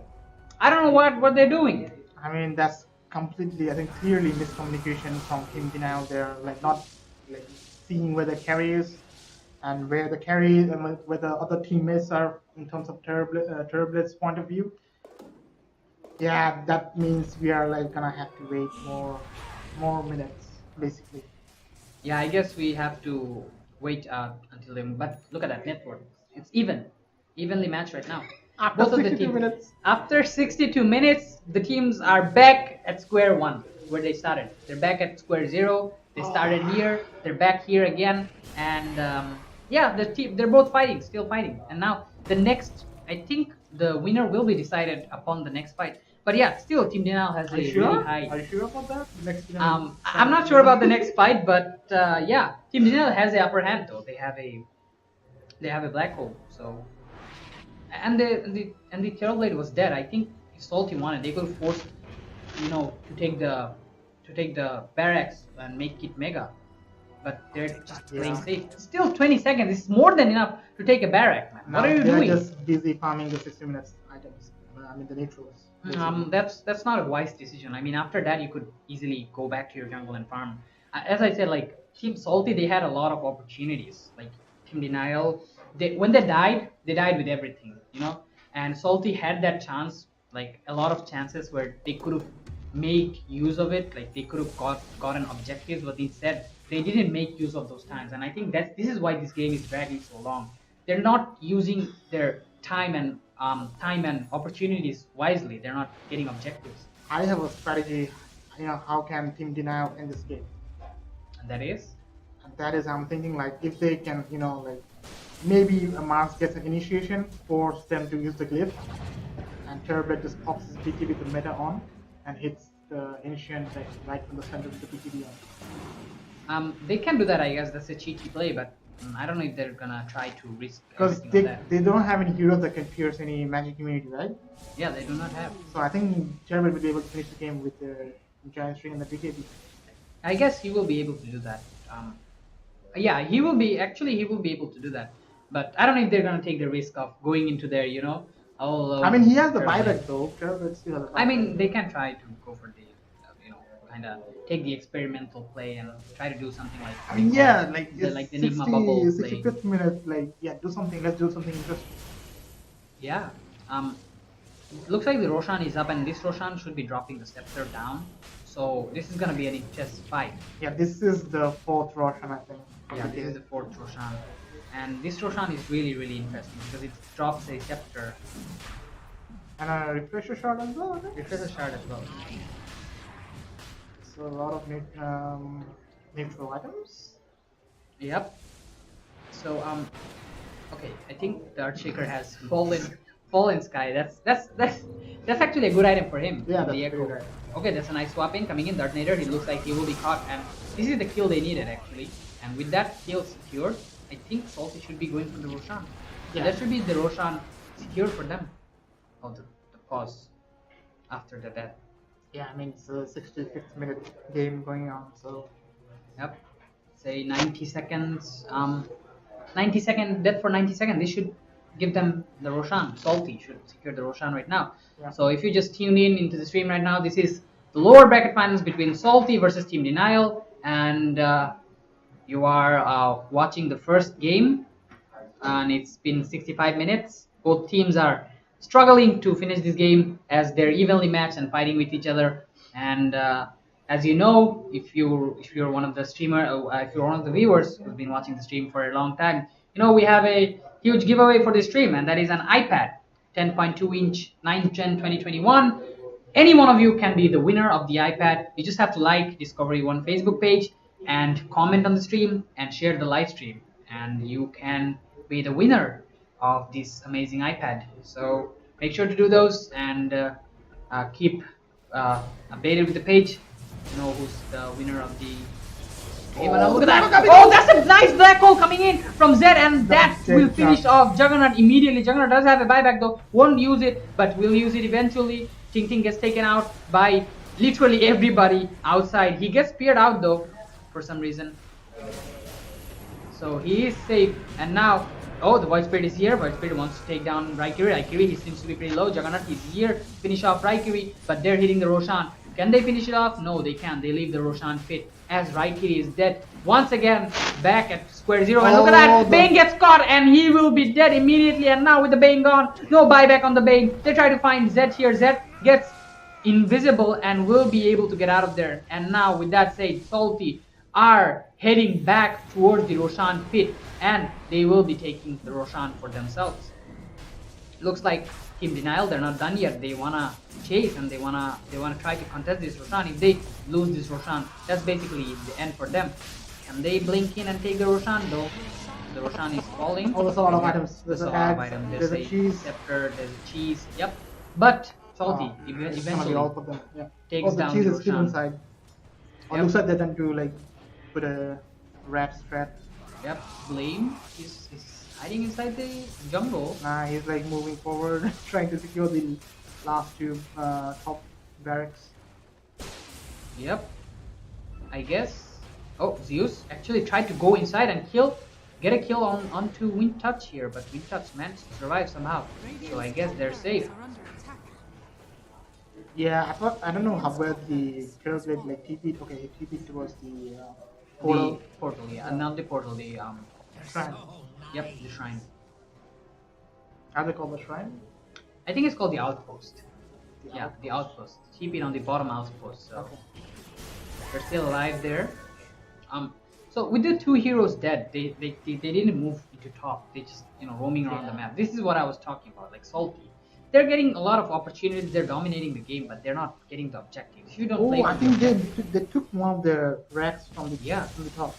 Yeah, I think one of the there were two barracks. So Yeah, it's right. only one. The game is even right now. With that one barrack gone, game is even. Terrorblade But is the like Terrorblade, sticking around. He's gonna try something which I don't think. Yeah, Which with the I was giant talking about, swing, yeah, like he's gonna try. trying the rat strat. So yep, I think if Salty wanted, one of them could stay in the base and four of them could go and try to get the megas. Because if Salty gets the mega off, I think. Okay, the I like game this. would I be like this really game. easy. I think they're gonna catch the. Oh, I think they wanna go for the storm Oh. rage here, but no, I don't think so. They could have gone for Yeah, the they could have Yeah, like they gone to could've the gone black for hole the and like force them to buy back. black hole. Yep. But I guess they're not gonna do that. Like everybody's playing safe at this point. So Juggernaut tries to go in, spin, and get the Ooh, that's a lot. barracks, but it doesn't work. But this time around, Juggernaut does have the Aegis, so he can easily get in and try to get the tower. I don't know why the last time they gave it to the support. So that kind of traumatizes me still. So yeah, this is what I was talking about. All you have to do is spin and hit the tower. Black hole. There's a black hole. One black hole used. I don't know why he swapped in. He didn't have to do that because they have an Aegis. Another black hole. Another black hole catches on to two heroes once again, and Juggernaut will be up and into the black hole. But he already used his Omni Slash. But no, Oh, the sun. Sweet Slash. That was a Sweet Slash, not the Omni Slash. But will he be able to use the Omni Slash though? Yeah, he will be able to. And Blame is falling pretty low. Blame will get killed by the Juggernaut. Blame does buy back immediately though, and Wukong trying to get Raikiri in the back line. Oh, The tower is pretty low. Oh, Wukong is still alive somehow, and he does manage to get the megas, but he dies for it. He doesn't have buyback, so everybody from Salty have to get back. Salty, can they get back though? They catch Zeus, and Zeus is pretty low, and he will die. Immediately buys back though. Storm Rage, you have to get back. Wind Touch gets caught in the back line, and he will be dead. King also gets caught in the back line, and he will be dead as well. Buyback comes in from Wind Touch, and Storm Rage looks like he's back again in there, and the Thunder on the Earthshaker gives him almost full HP. Full HP back to Blame. Blame almost died there, and they tried to take him down, and Earthshaker also gets taken down. Storm Rage. No buyback except for Void Spirit. You have to end this now. Team Denial, this is your last chance of ending this game, which has been going on for 70 minutes. You have to end it now, man. I can't take this anymore. You have to end the game right now. It's now or never. Team Denial won't get a second chance because they have 70 seconds, and it looks like Ting Ting's gonna be really annoying out there. Even though he's dead, he's not letting them push the tower. He's just gonna magic missile them. And look at that. Win probability 65 for Salty, 35. This is like a blood chart, like a blood pressure. Now look at that. Almost Zed getting killed out here almost. Looks like Ting Ting is still alive, roaming around in that area. Is he though? Yeah, he is, I think. No, he died. No, the Illusion was killed. Yeah, Illusion was killed, but he got enough time for his team to for the other two heroes to respawn. If he sees the Juggernaut, he's gonna get up in 30 seconds, and they have the fissure to block off this area. Yeah. So that they can't enter high ground. TB has the giant thing. He used the fissure on the mid lane. I mean, why? Terrible has a giant. Oh! Blame gets killed. Storm Rage in the back line. Wait, what? Blame didn't have. Oh, he dropped the Divine Rapier. Terrorblade dropped the Divine Rapier. There's a Fiend Grip Raikiri. Raikiri comes in and tries to kill out the Shaker here. Storm Rage with the Divine picked up, tries to come back in and kill them. The top melee Rex will be taken. So Mega creeps for both of the teams right now. But there comes Storm Rage, and he will try to go for the kill. Storm Rage does use his BKB. He does have the Divine Rapier though, so you have to be careful. Wukong comes in with the Blade Fury. So Black Hole, there's the Black Hole, but no damage. Not enough to kill Storm Rage, but Storm Rage eventually falling, and now he's gonna use the Refresher Shard and the BKB, and will take down Raikiri. Raikiri is dead there. Zeus is still alive, hanging around the area. Nobody's there to kill him though. They want to go. Oh, the Black Hole! And it get immediately cancelled. Very nice movement from Wukong right there. Wukong chasing in Zed right now. Wukong, is that a really wise thing to do? Yes, he does find Zed here, and Zed will be fallen down, and now Senpai, he's actually deep in, and he will get caught as well. All heroes dead from Team Denial. That's a wipe, and GG is called finally after 72 minutes. I don't know what happened to Blame right there. He just went on with the Divine Rapier and dropped it. 72 minutes in. Salty finally makes it and wins the game for themselves. Denial, they tried their best. They tried their hardest. Team Denial, but they come short just by a little, as Salty finishing off this series with 59 kills, and Team Denial, they just couldn't make it. This is a long and huge game. Look at that kills. I mean, Juggernaut 22 kills, Voice Spirit 14 kills, Zeus with 22 kills, the Terrorblade with 14 kills. But I think it all began with the SEA pride. Oh yeah, I mean, let's not talk about the kills, right? Let's talk about the amount of times both the teams threw the game away. And I mean, Terrorblade, first of all, we could say a lot of good things about him, but in this game, I think I don't have many good things to say about him. He didn't go for the BKB first, and then that cost the game. That's the SEA pride. Yeah, I mean, no, BKB is SEA pride. I mean, yeah, BKB is you don't need BKB. Yeah, BKB is for BKB. noobs. Yeah. BKB is not for you guys. So I guess that BKB was like, this is the lower chances. bracket, best of 3, your last chance to go to a final, right? And you're like trying to make the BKB your last item as a core. I mean, I'm like sitting here and scratching my head. I'm like, what's going on? I mean, that should be his like one of the most priority items, right? To secure the team and like think about like how can we go to the next game and like seal the series 2-0, right? But I don't know, like both the teams like kept on throwing the game left, right, and center, and I don't know like what's going on with them. Yep, I mean this game it was pretty flip flop. Like both of the teams kind of like had a lot of opportunities. Salty had a lot of opportunities to end the game, but they just literally went in and died. And same goes for Denial. They had a lot of opportunities where they could have won the fight or they could have hold on, but they overstepped, and that's when Salty played it really amazingly. They just kind of outmaneuvered them and put them in a blank spot where they just wiped them down, and that was a pretty nice play coming in from Salty as they like played really safe, played really nicely, and secured the game for themselves. But Team Denial, they played it nice, but they at the end they just come short. They couldn't do it. And I think that BKB timing on the Turtle Blade was a really big issue. That's why they were losing a lot of team fights in the early game. I mean, yeah, like Team Salty couldn't like punish them fully, even because Terrapin didn't get the BKB timing right, right? They still managed to like somehow claw back into the game, but even then they managed to throw the game. I mean, what on earth? You have the most OP neutral item in the game, the giant ring, right? Make use of that. Make use of that. Go make force the glyph from Salty and then just turn on your meta and go straight inside the ancient and hit the ancient with the illusions and what I mean. Yeah, I don't mean, know. both of the teams have it, but this is the lower bracket finals. Both of the teams are one of the best teams of Bangladesh representing in this D1 Cup Season 1 lower bracket finals. So Salty, they showed how truly amazing they are. Team Nell, they weren't that far behind as well. Both of the teams, they did manage to give out their best performances, I believe.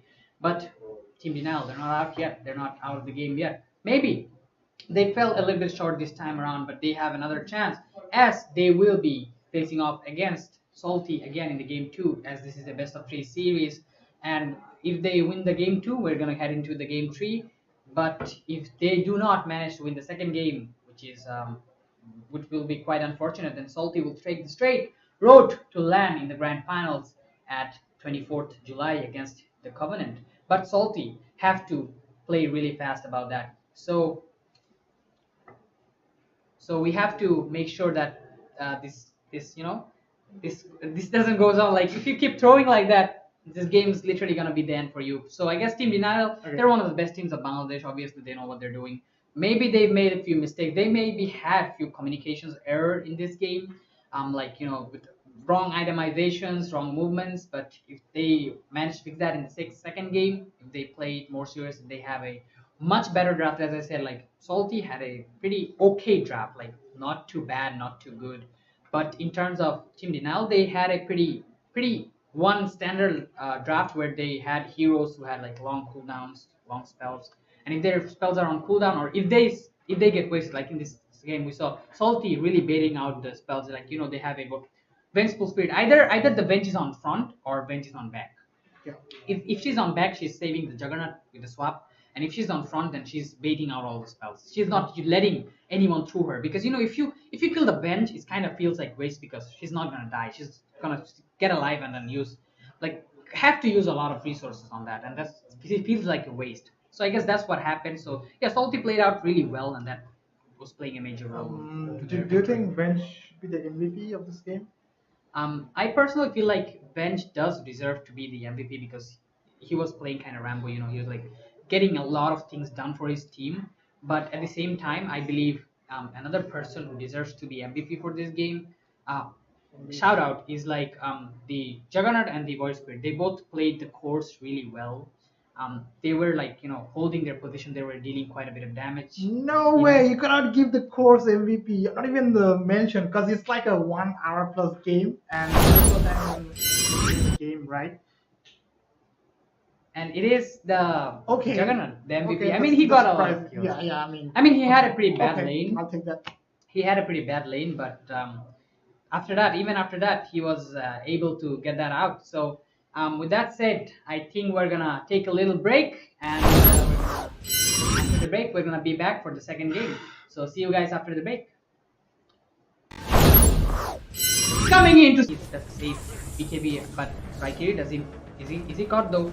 He does drop down the arena now, and in the back line, look at that, Void Spirit tries to go for Dartnator, looks like he will receive quite a bit of damage, and there comes the Fiend's Whip. Stormbrace tries to go for the Dartnator, but Dartnator, he turns it back around and turns it back on him. Wukong is pretty low here. Wukong might die as well. He doesn't have the Blade Fury up yet, and he doesn't have the Omni Slash as well. Salty, I don't know what they're doing. They just wiped Team Denial, but they did not get anything out of it. Instead, they just stepped out of the way, and Senpai getting the ultra kill. And that's another wipe. I don't know what's happening in this game. It's going like flip flop from this side to this It's side. like a flip flop at this stage. Like oh, you take one, I take one. You take one, I take one. It's like that movie scene where the protagonist says, one yours, one mine, two yours, two mine. Like something like that going on in this game. Salty and Team Denial, looks like they're pretty even. Yeah, Even I in think that. both teams they're like guilty of like lapsing concentration. I think the Void Spirit like They're going into Juggernaut. Juggernaut he's gonna get speared. He's gonna receive quite a bit of damage, but that's not totally enough. And here comes the Void Spirit with the Aether Remnant, and now look at that Juggernaut! He gets caught immediately. Gets deleted with the Fiend's Grip, and I don't know why Juggernaut is going like that with the Fiend's Grip on the opponent's team. And he will immediately die and take Grimstroke with him as well. And Salty doesn't have their carry for 80 seconds. There's a lot of space to Team Denial. Not only they secured Aegis, I think they secured Aegis, right? Yeah. They have Aegis on Terrorblade for 3 minutes. Not only they have Aegis, which Zeus is caught in here. He's gonna use Black Hole. Oh, the Black Hole is there. The Black Hole should be here, coming here any minute now, and the Black Hole goes into Juggernaut all alone. Juggernaut is left alone. The swap comes in, and there comes the Omni Slash from the Juggernaut, and they got 2 heroes, and there comes the Echo Slam, finishing off, triple kill for the Juggernaut. And Salty once again, I don't know what's happening in this game. It's like one time for Team Denial and once for Salty. It's like we're playing cards here. And yeah, I mean the Black Hole like caught the Jug, but they couldn't do the damage as quickly as possible, and they eventually. Oh, Zeus! Looks like he gets caught, and now if he dies here, he doesn't have a buyback, and this should be really huge for Salty. Senpai stepping out too much here, and that's really sad for Team Denial. Zeus gone for 122 seconds, and they do not have any high ground defense without Zeus, and this should be GG. If they want, they can just go for straight for the GG. They used the Echo Slam on the Zeus, I think. Yeah. He ulti from this, able to catch Ting Ting here, but Ting Ting isn't the kill they need. Ting Ting is still alive. He isn't dead. He isn't dead yet. He uses the magic missile onto the Terrorblade. Terrorblade, where you at, mate? You shouldn't be there. Terrorblade, Blame is there. Now Raikiri tries to help Blame over there. Wukong is still there. He does have his Aegis still up there, and there comes the Echo Slam onto the Terrorblade, and Terrorblade is gone! Just like that, and 3 heroes immediately fall, and meanwhile in the backline, Zeus gets caught and gets killed by... I think he was killed by... are taken down, and they want to get this... Juggernaut coming the blink? No, Juggernaut with the blink in, and with the Omni Slash comes in, tries to take down Blink, but almost manages to do so, and then there comes the Black Hole, and I think Salty just forced a fight here that they shouldn't have, and Juggernaut fall in here. The buyback comes in from Dark Knight, and buyback also comes in from Wind Touch, and looks like Senpai will try to catch Storm Rage in the back. Yeah, Blame, he's receiving quite a bit of damage from far away. Look at that Grimstroke and the Magic Missile dealing quite a bit of damage, and now they want to go back. Ting Ting swaps in, saves Wind Touch very beautifully, and now Ting Ting holding off Mr. Shake. Goes in to get the Echo Slam. I think he does manage to get the Echo Slam, and that's a double bake shot, and there's another Echo Slam, finishing off the Terrorblade without even their carry up. Support, defend, Team Salty made another comeback, and with that said, Team Denial, 4 of them gone. Senpai escapes just by a little. And what is going on in this game? Talk about timing of the perfect precision of an Oh no, the Senpai is also caught in the backline, and now he should be dead. Gets swapped out. Senpai tries to blink, and oh, he will be able to go the right Kiri. Oh, he's gonna use his grip, and there comes the Black Hole onto 3 heroes, and 3 heroes. Juggernaut is dead just like that. Wind Touch will revive just to die once again. Salty, they are. Dire's middle tower is under attack. Radiant's bottom tower is under attack. There is a support Hero, I mean. dead 2 times. But yeah, with that said, look at that heal draws. Oh my god, so many goals coming in from that. And now Fiend's Grip, and there comes the Black Hole catching 2 heroes again, and Stormrage should be dead. Stormrage doesn't have buyback for 8 minutes. Oh, he used the buyback because that's why he doesn't have the buyback. So yeah, Salty, they're back at the track again. Raikiri is inside. Raikiri gets Swing Slash, baited with the page. know who's the winner of the game. And look at that! Oh, that's a nice black hole coming in from Zed, and that will finish off Juggernaut immediately. Juggernaut does have a buyback though, won't use it, but immediately Juggernaut does have a buyback though, won't use it, but will use it eventually. Ting gets taken out by literally everybody outside. He gets speared out though, for some reason. So he is safe, and now, oh, the Void Spirit is here. Void Spirit wants to take down Raikiri. Raikiri, he seems to be pretty low. Juggernaut is here to finish off Raikiri, but they're hitting the Roshan. Can they finish it off? No, they can't. They leave the Roshan pit as Raikiri is dead. Once again, back at square zero. And look at that! Bane gets caught, and he will be dead immediately. And now with the Bane gone, no buyback on the Bane. They try to find Zed here. Zed gets invisible and will be able to get out of there. And now, with that said, Salty are heading back towards the Roshan pit, and they will be taking the Roshan to deal the damage on the Void Spirit. I think they want to finish him off. As we get his scripts in this game so far, apparently every other hero has done it. Even like 2 or 3, 2 for Shaker, 3 for Grimstroke. Look at that. They get the Inkswell onto Raikiri. Raikiri immediately falls down, and that's a nice initiation on the hero. Fissure, Inkswell into the silence, into stun. Any particular hero, they can decide to go and kill that hero instantly. They missed out on the Mars's arena and the black hole as well. Okay, now we see some TPs and green pools coming in. Coming in. Looks like they wanna engage in a fight. I don't know what Salty is doing. They're pretty deep in here, without any ward, without any vision, without any information about the enemy. So looks like Team Denial will just right now. So with those, they wanna utilize them. Even the Terrorblade should have his mind as well, but looks like both of teams will walk into each other in this river, and Mars drops down his ultimate. He has his BKB, will pop out immediately, and looks like there will be a black hole caught 3 heroes, and 3 heroes immediately fall down. Salty, each of them is dying, but look at that. Team Denial just taking down everybody that's coming into phase.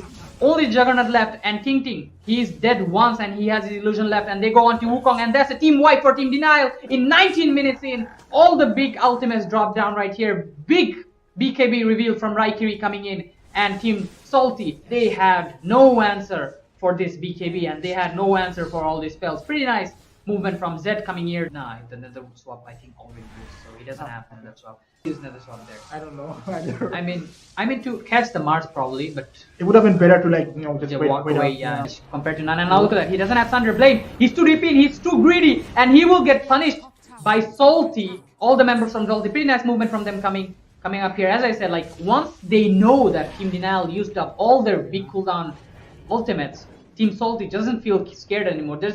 But they managed to get the Terrorblade with big ultimates down. We're gonna lose the team fight anyway. So if my team gets the big lockdown, oh, that's a nice spear coming in from the Mars, catching into Void Spirit. That was super greedy. He knew there was enemies, but nonetheless he still went for it because he wants to flex his muscle because he's a really strong hero. And look at that, Team Denial. They're feeling pretty confident. They're just gonna walk into that and sleeps the Vengeful Spirit here. Vengeful Spirit. Yeah, he should be dead. Oh, Spear will connect into the tree, and Vengeful Spirit will die like that, and he's trying to use his belt, trying to get out of there. Juggernaut looks like he's swelled in. They wanted to go in, and with that said, Blame just use his Metamorphosis and will take this tier 2 tower as a reward. And the Roshan should be up in 30 seconds. They still have their clock ready. And now look at that Raikiri, they want to go for the Juggernaut, and that's a really nice spear, but it's gonna get swapped out immediately by Ting. Very nice black hole coming. It's not very nice actually, it's only catching the Grimstroke, but yeah, it is what it is. And now they will kill 4 heroes. Nice save by the Vengeful Spirit. And now look at that Juggernaut, actually stuck here. And there's the Echo Slam, killing off 1 hero. That was an insane. Blame, he dies as well. Triple kill for Wukong here, and Senpai is caught in the backline as well as Storm Rage comes in and secures the kill on Senpai. That's a team wipe for Team Denial, and the MVP Echo Slamma Jamma coming in to that's a safe BKB, but Raikiri is he caught though? He does drop down the arena now, and in the backline, look at that, Void Spirit tries to go for Dartnator, looks like he will receive quite a bit of damage, and there comes the PS Grip. Storm Rage tries to go for the Dartnator, but Dartnator, he turns it back around and turns it back on him. Wukong is pretty low here. Wukong might die as well. He doesn't have the Blade Fury up yet, and he doesn't have the Omni Slash as well. Salty, I don't know what they're doing. They just wiped Team Denial, but they did not get anything out of it. Instead, they just stepped out of the way, and Senpai getting the ultra kill. and that's another wipe. I don't know what's I happening know in this what's game. It's going like flip flop from this side to this It's side. like a flip flop at this stage. Like it's like, oh, you take one, I take one. You take one, I take one. It's like that movie scene where the protagonist says, one yours, one mine, two yours, two mine. Like something like that going on in this game. Salty and Team Denial, looks like they're pretty even. Yeah, I Evenly think both teams they're like guilty of like lapse in concentration. I think the Void Spirit like they're going into Juggernaut. Juggernaut, he's gonna get speared. He's gonna receive quite a bit of damage, but that's not surely enough. And here comes the Void Spirit with the Aether Remnant, and now look at that Juggernaut. He gets caught immediately. Gets deleted with the Fiend's Grip, and I don't know why Juggernaut is going like that with the Fiend's Grip on the opponent's team. And he will immediately die and take Grimstroke with him as well. And Salty doesn't have their carry for 80 seconds. There's a lot of space to Team Denial. Not only they secured Aegis, I think they secured Aegis, right? Yeah. They have Aegis on Terrorblade for 3 minutes. Not only that, they have Aegis, which Zeus is caught in here. He's gonna use Black hole. Oh, the black hole is there. The black hole should be here, coming here any minute now, and the black hole goes into Juggernaut all alone. Juggernaut is left alone. The swap comes in, and there comes the Omni Slash from the Juggernaut, and they got 2 heroes, and there comes the Echo Slam, finishing off, triple kill for the Juggernaut, and Salty once again. I don't know what's happening in this game. It's like one time for Team Denial and once for Salty. It's like we're playing cards here. And yeah, I mean the black hole like caught the jug, but they couldn't do the damage as quickly as possible, and they managed. Oh, Zeus! Looks like he gets caught, and now if he dies here, he doesn't have a buyback, and this should be really huge for Salty. Senpai stepping out too much here, and that's really sad for Team Denial. Zeus gone for 122 seconds, and they do not have any high ground defense without Zeus, and this should be GG. If they want, they can just go straight for the GG. They used the Echo Slam on the Zeus, I think. Yeah. He ulti from the able to catch Ting Ting here, but Ting Ting isn't the kill they need. Ting Ting is still alive. He isn't dead yet. He uses the magic missile onto the Terrorblade. Terrorblade, where you at, mate? You shouldn't be there. Terrorblade, Blame is there. Now Raikiri tries to help Blame over there. Wukong is still there. He does have his Aegis still up there, and there comes the Echo Slam onto the Terrorblade, and Terrorblade is gone! Just like that, and 3 heroes immediately fall, and meanwhile in the backline, Zeus gets caught and gets killed by... I think he was killed by... are taken down, and they want to get this... Juggernaut coming the blink?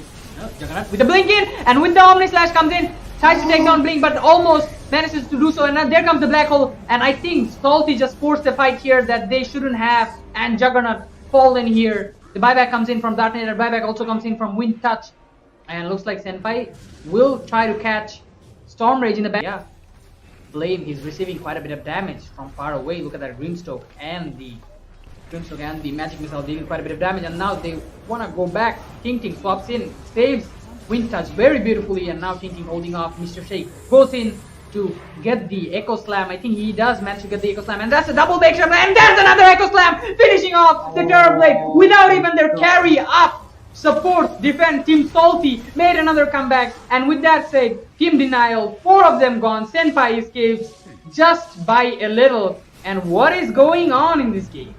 Talk about timing of the perfect precision of an Oh no, the Senpai is also caught in the backline, and now he should be dead. Gets swapped out. Senpai tries to blink, and oh, he will be able to go the right Kiri. Oh, he's gonna use his grip, and there comes the black hole on the 3 heroes, and 3 heroes. Juggernaut is dead just like that. Wind Touch will revive just to die once again. Salty, they are. Dire's middle tower is under attack. Radiant's bottom tower is under attack. There is a support Hero, I mean. dead 2 times. But yeah, with that said, look at that heal draws. Oh my god, so many goals coming in from that. And now and there comes the black hole catching 2 heroes again, and Stormrage should be dead. Stormrage doesn't have buyback for 8 minutes. Oh, he used the buyback because that's why he doesn't have buyback. So yeah, Salty, they're back at the track again. Raikiri is inside. Raikiri gets Swift Slash. Updated with the page. You know who's the winner of the game. And now look at that. Oh, that's a nice black hole coming in from Zed, and that will finish off Juggernaut immediately. Juggernaut does have a buyback though, won't use it, but immediately Juggernaut does have a buyback though, won't use it, but will use it eventually. Ting Ting gets taken out by literally everybody outside. He gets speared out though, for some reason. So he is safe, and now, oh, the Void Spirit is here. Void Spirit wants to take down Raikiri. Raikiri, he seems to be pretty low. Juggernaut is here, finish off Raikiri, but they're hitting the Roshan. Can they finish it off? No, they can't. They leave the Roshan pit as Raikiri is dead. Once again, back at square zero, and look at that, Bane gets caught, and he will be dead immediately, and now with the Bane gone, no buyback on the Bane. They try to find Zed here. Zed gets invisible and will be able to get out of there. And now, with that said, Salty are heading back towards the Roshan pit, and they will be taking the Roshan to deal the damage on the Void Spirit. I think they want to finish him off. And look at his scripts in this game. So far, apparently every other hero has done it. Even like 2 or 3, 2 for Shaker, 3 for Grimstroke. 5-man Look hero at in the that. map. They get the Inkswell onto Raikiri. Raikiri immediately falls down, and that's a nice initiation on the hero. Fissure, Inkswell into the silence, into stun. Any particular hero, they can decide to go and kill that hero instantly. They missed out on the Marsus Arena and the Black Hole as well. Okay, now we see some TPs and green forces coming in. TP is coming in. Looks like they wanna engage in a fight. I don't know what Salty is doing. They're pretty deep in here, without any ward, without any vision, without any information about the enemy. So looks like Team Denial will just right now. So with those, they wanna utilize them. Even the Fairblade should have its mind as well, but looks like both of teams will walk into each other in this river, and Mars drops down his ultimate. He has his BKB, will pop out immediately, and looks like there will be a black hole caught 3 heroes, and 3 heroes immediately fall down. Salty, each of them is dying, but look at that. Team Denial just taking down everybody that's coming into phase. Only Juggernaut left, and Ting Ting, he is dead once, and he has his illusion left, and they go on to Wukong, and that's a team wipe for Team Denial in 19 minutes in. All the big ultimates drop down right here. Big BKB reveal from Raikiri coming in, and Team Salty, they had no answer for this BKB, and they had no answer for all these spells. Pretty nice movement from Zed coming here. Nah, the nether swap I think already used, so he doesn't have nether swap. Use nether swap there. I don't know. I mean to catch the Mars probably, but it would have been better to like just walk wait away, out, yeah. Compared to Nana. Now look at that. He doesn't have Thunder Blade. He's too deep in. He's too greedy, and he will get punished by Salty. All the members from Salty. Pretty nice movement from them coming up here. As I said, like once they know that Team Denial used up all their. Hello, ladies and gentlemen. Welcome back to the second game of Salty versus Team Denial in this lower bracket finals. And Salty, they took down the first game actually, making it 1-0, and we're at the second game. So this is do or die for Team Denial right now. Yeah, looks like more like a do or die scenario for Team Denial. I mean, they had ample of opportunities to win that last game, but you know, they managed to throw the game eventually more than they had the chance of winning it. But let's hope this game, like, we see something special from Team Denial, to see like some sort of comeback, to see like they still want to be in the final, to face in the final against The Covenant. the Covenants, of course. Yeah. So yeah, as you said, like Salty, they played absolutely amazing. Team Denial, they tried, but they just couldn't manage to get it. But yeah, Team Denial, they're under a lot of pressure right now, as this is a do or die situation for them. They had a pretty nice lower bracket run, and they didn't lose too many games in this series, in this tournament so far. But they were knocked out by the only team they lost to up until now is only the Covenant, who are finals. But after that, they didn't lose any single game until now, when Salty just came in from the upper bracket, who also got beaten up by the Covenant and thrown into the lower bracket, and they immediately come down here and take down Denial in the first game. And Denial, they have to come up with an answer and get them punished in the second game, and it looks like they will do so here, as Team Denial spans out their best hero, which is Winter Wyvern and Juggernaut. That's a pretty interesting ban coming out from Team Denial. I think they know like Wukong, he prefers to pick the prefers to pick the Juggernaut hero. Yep. So yeah, I think That's sensible, like to ban out the Juggernaut. Yeah. They don't want to deal with that. That's the most picked hero for Team Salty, I think, Juggernaut, because we've seen Wukong play that hero in almost like all of the games in the tournament. The most memorable one was where one of their heroes, like who was from Russia, I think probably, he got defeated Yes. with the Pudge. Yep. They managed to hold the game, and Yeah, they still won the game, Yeah. and I think that game was against Teamok. Yeah, it was against Team yeah. Yep, against Teamok. But yeah, they managed to win the game. And now Team Denial actually going for the slow-paced thing, Viper. Okay, that's interesting. Viper and Tiny. I think that's a position 3 and 4, and Salty going with the Oracle, classic Oracle for Wind Touch. I think that's one of his best heroes, Oracle, except for of course the Winter Wyvern. That's I think his best heroes, and then second best hero would be Oracle because he's really good at saving people. So with the Oracle, he kind of amps up by a lot. Yeah, I think like I'm not a huge fan of Viper like playing as a support, but I don't know, like I think it looks like a support build, doesn't it? The Viper like coming at the first pick as Team Denial and followed by the Tiny. It could be a support Viper or maybe an offlane Viper. I think there's a higher chance of it being offlane and the Tiny as position 4, but I don't know how good Tiny is nowadays as position 4. So nah, I wouldn't play Tiny as a support hero. I would rather have him as a core, like a carry. I would rather have him as a core as well. Like the Tiny recently, the Tiny with the Scepter is really OP. You know, so kinda is challenging. So you have to remember like the third team gets 50,000 prize money, but whoever becomes second, I think, gets 2.5 lakhs. So there's a lot of money, there's a lot of glory, there's a lot of things in line right now. So if you win this game, Salty, you secure a lot of funding for your team.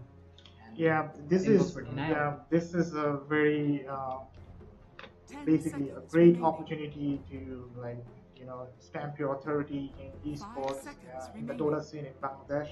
Yeah. And you could like make some decent amount of money for your team, and then help your team to like excel forward and move forward in the Dota scene basically. So I would hope like to see some more like intense game and more thinking, more wise decision making coming out from both teams. Like this is the last game basically. This is the do or die. If Salty wins this, we're gonna have a repeat of the upper bracket semi-final between the Covenant and the Salty again. But it's the same for Team Denial actually. Both of the teams got beaten up by the Covenant and thrown to the lower bracket. So I mean, both of them wants to go face off against Covenant in the Grand Finals in the LAN to face off against them and have a rematch, have their revenge probably. So yeah, both of the teams are currently trying really hard for this. So if Salty manages to win this, so it's a 2-0 and easy series for them, and then they go face the Covenant, and on 24th July they'll have a lot of days though. They'll have like over 20 days to prepare.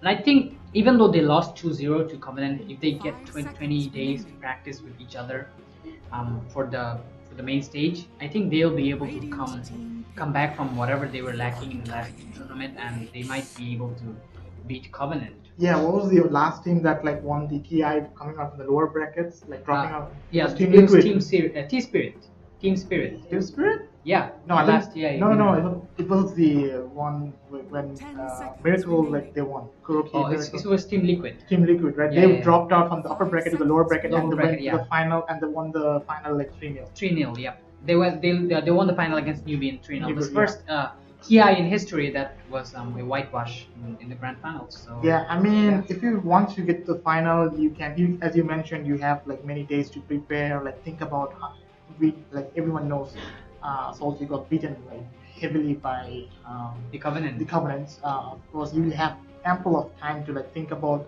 like strategize and think how you can like deal with this team. Of course, they are like very much gelled together because they have been playing for many years together. Many years, and they've been like they have a compatibility with each other, like unlike any other team. So. They're pretty much well known all across Asia, of course, and Bangladesh, of course. So it looks like this time around, Salty is gonna have a pretty interesting draft. A Troll Warlord.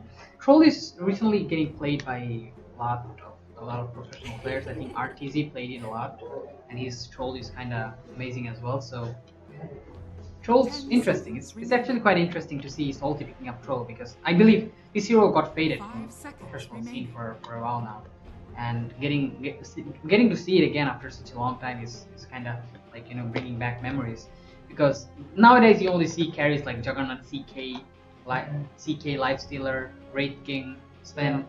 So yeah, seeing a Troll is really unique here, and we also have an Undying from PNL, so that's quite interesting. Yeah, I was gonna say like the Oracle enables the troll basically. I like the troll pick into the Oracle because he can like dispel and like get his like what is what ultimate called? The ultimate is Battle Hunger, I think. Battle Hunter, right? That's the one. Yeah, if there is like any sort of like dispel on him. Yeah, and they get the Vengeful Spirit once again. So that Vengeful Spirit, I guess they're confident with it on the offlane because Vengeful Spirit, that hero is enabling them a lot. This hero like caused a lot of problems for Team Denial the last game. Yep. Yeah, the swap range is like insane. Of course, I like the Shaker too because he put on insane Echo Slam as well. Yeah, I personally believe the Shaker deserved to be the MVP of the game, like the true MVP, the hidden MVP of the game, because of those like the good fissures, of course, not to mention, and the Echo Slams were absolutely amazing. Every time he Echo Slam, I had to jump from my chair because that was super insane. And this time around, I think we're gonna see a bit of a farm game coming in from Team Denial. Like I don't know what kind of draft this is, like Tiny, Undying, Viper. These are good heroes generally, personally, but they're trying to set up something, I think, and they're trying to make space, like play early. Like last time they didn't play early. They played on big cooldowns, but this time around they're playing early game. Not the biggest cooldown ever. Undying doesn't need the ulti. But Dusan is like plenty of time to come online, doesn't she? Yeah, does need quite a bit of time to come online. If the troll plays active in the early game, Salty could just bash them in early game. But I don't think that's what Salty is gonna do, because we've seen like even in the last game, Salty tried to make movements in the early game, but that didn't quite happen. So I guess that's that, but we're gonna see what happens. Like both of the teams are gonna try their best. Yeah, I don't know like why did they ban the CK Team Denial, because I don't know. I don't think CK does anything to Medusa. I think they banned CK because they think that the Vengeful Spirit is a support and Dawnbreaker is an offlane, or perhaps Dawnbreaker can go mid as well. They played Dawnbreaker mid before, so they think that they still do have a carry left, because Vengeful Spirit can be a support and then the CK can go mid. I mean the CK can go offlane. So I think that's what making them ban. But yeah, they're back at banning the mid heroes again. Like they banned the Vengeful, they banned the Void Spirit because they don't want to face the Void Spirit. The Storm Rage did a few mistakes, but he played Void Spirit really good. He got the backline. He got a bunch of kills that really mattered in that game. Yeah, so their second last ban from Team Denial is the Void Spirit, which was of course played by the Storm Rage in the last game. So yeah, no Void Spirit in this game. We also have the Ember Spirit ban coming out from Team Denial as the last ban. So no Ember Spirit as well. I'm like thinking in the back of my mind, this troll warlord gets an early diffusal, and this has to run on like people with the Oracle and the Venge by its side. I mean, that's gonna be pretty intense. Yeah, it's gonna be pretty amusing as well, because we're playing a 5v5 Dota here, and both of the teams, they're even though like they're like playing on a regular basis, they have connections with each other, right? They've been playing together for long, so of course this is not some just pub game. So we're gonna see these kind of combos coming in, like you mentioned. As we said, like this Dawnbreaker could be anything, and it is a mid Dawnbreaker, and I think the center Warner is gonna be offlane. So they banning the Void Spirit and Ember Spirit is just a fluke. I mean, Salty clearly, have a lot of choices here. They could just send the Dawnbreaker in offlane, but they decided to go mid. And this Centaur, I think with this Centaur, the troll enables even more. Like look at the initiation this troll has: Dawnbreaker ulting, Oracle save, Vengeful Spirit taking the initiation, and the Centaur Warrunner with his Stampede just literally enables the troll at its like fullest level. I would say if instead of this Oracle, I get it, Oracle is safe and nice and all everything, but instead of this Oracle, if they had a Marcy here with the troll, I think that would be like disastrous because imagine Troll getting the buff from the early game, 50% lifesteal. I mean, I don't mind. seconds. It's not like I don't mind the Oracle as well. Yeah, I here, don't mind the but- Oracle as well. It also but- enables. Yeah, Trolls because to- they still have the Dawnbreaker and the the Vengeful's Magic Missile like to cause problems and issues. So far so good from Salty. I kind of like the draft in this one, but I think Team Denial is again like is like pretty slowish, like lack of movement speed. Yeah, they're like they're like compact in one area. I can see them like fighting and not being very mobile. and they So- they have a pretty good okay. laning stage as well. Okay, Choose your Talk Team about Denial. lack of mobility. They get one hero which can like Yeah, Queen of Pain is a hero that can, it's a mobile hero too. But if you look at Salty, they have a lot of lockdowns. They have literally lockdowns on every single hero. If Troll buys Basher, I guess Troll buys Basher. But if you leave the Troll, okay, let's just say Trolls isn't there. Oracle, Dawnbreaker, Vengeful Spirit, and Centaur Warner, all of them basically have a lockdown. And I think this bench is not playing as a core this time. It's gonna be support bench, but it's still the same. So yeah, they have a lot of lockdowns. So if this Queen of Pain makes a wrong blink, it's gonna be the death for him. But yeah, unlike the last game, this time around, Salty doesn't have a carry like a Juggernaut, who can play Rambo. So this time around, they have to play a bit safe because Troll doesn't play Rambo. It takes a bit of time for the Troll to get active and also deal some damage to the enemy heroes. So they have to keep that in mind. Yeah, I wouldn't be surprised, to be honest, like if the Troll was diffusal. I really I'm thinking like this Troll with the diffusal play, and he can cause really havoc even in the early game. He can even put the, let's say, he can go for a second item, maybe Sanjay Yasha, or rather like the Ayos Kabi. And Yeah, maybe I followed by the mean, BKB Team maybe. Denial, their heroes, Undying, you have the Tiny. They're quite dependent on their mana. They're very dependent on their mana. So if the Troll decides to go Refusal, I think which is very unlikely because he might go for the Maelstrom because there's a Medusa in the opponent team and Troll needs to farm. So Yeah. either he's going Maelstrom or I think the most probably he's gonna go Battlefield. That's like the highest chance because he needs to control. If he doesn't, Medusa is gonna get really farmed up and it's gonna cause problems. So I guess the Troll is going to go for the Battlefield, which also gives him kind of good Online stats. video game with real people. You can't I'd just rather pause like it. the male 这波不亏，这波不亏，666。 Online video game with real people. You Hold can't after just pause it. farming items currently. Yeah, I see. Like I know, like many of the carries, like they go for the Fury, like in the Tactical Assassin. But I think I like the players of better.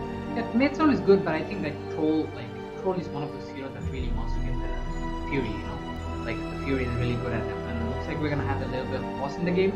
But yeah, as we have the pause in the game going on right now, we also have something to say that is Salty versus Denial. This is the game 2. If you're just tuning in the stream right now, make sure to like the page, share the stream, and comment on the stream so that you could be the winner of none other than the iPad 10.2 inch 9th generation 2021 edition. So any of you can be the lucky person to win this iPad. All you have to do is just follow the simple steps and you are the winner of this amazing giveaway. So make sure to do that, and yeah, so we're going to be heading on to the game. I guess they should be resuming the game anytime now. Yeah, it looks like there is a small issue. Yep. So it should be sorted pretty quickly, and we should like get going for the game 2. So Salty, like they have a pretty solid draft. They can make it work. Like if they get active in the early game, I think that's the time when you want these guys to be active, because if you look at Team Denial, they have a pretty good draft as well, but their draft's kind of risky. There's a high risk on their draft. Like I personally think there's a high risk because they have good laning states. Like Viper wins lane, right? Viper wins lane, Undying wins lane, and there's Medusa as well. Medusa doesn't technically win lane, but Medusa is safe on the lane, like on the safe lane. Yeah, she can you're easily not farm. killing her pretty easily. Yeah, you're not killing her pretty easily, and then there's Queen of Pain who's also safe. And then you have the Tiny as well, who also is very dominant on the lane. On the other hand, Salty, they have Troll. Troll is not the best laner, not against the offlaner they have on Denial, and if the Viper comes in Troll's lane, it's gonna be really annoying for him. Yeah, but I think Troll could manage because he can like do a melee from the range. So I think he should be fine because plus all four is gonna be here to keep up him all the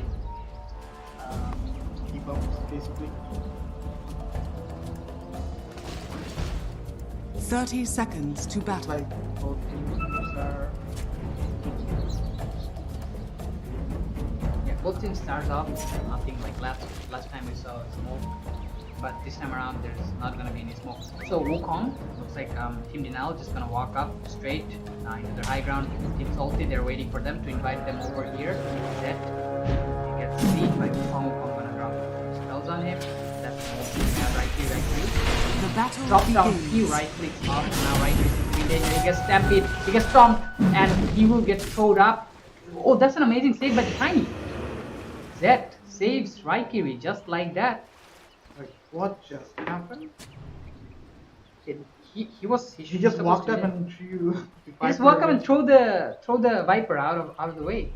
Yeah, just like that. That was pretty good. Alright. Yeah, looks like the Troll.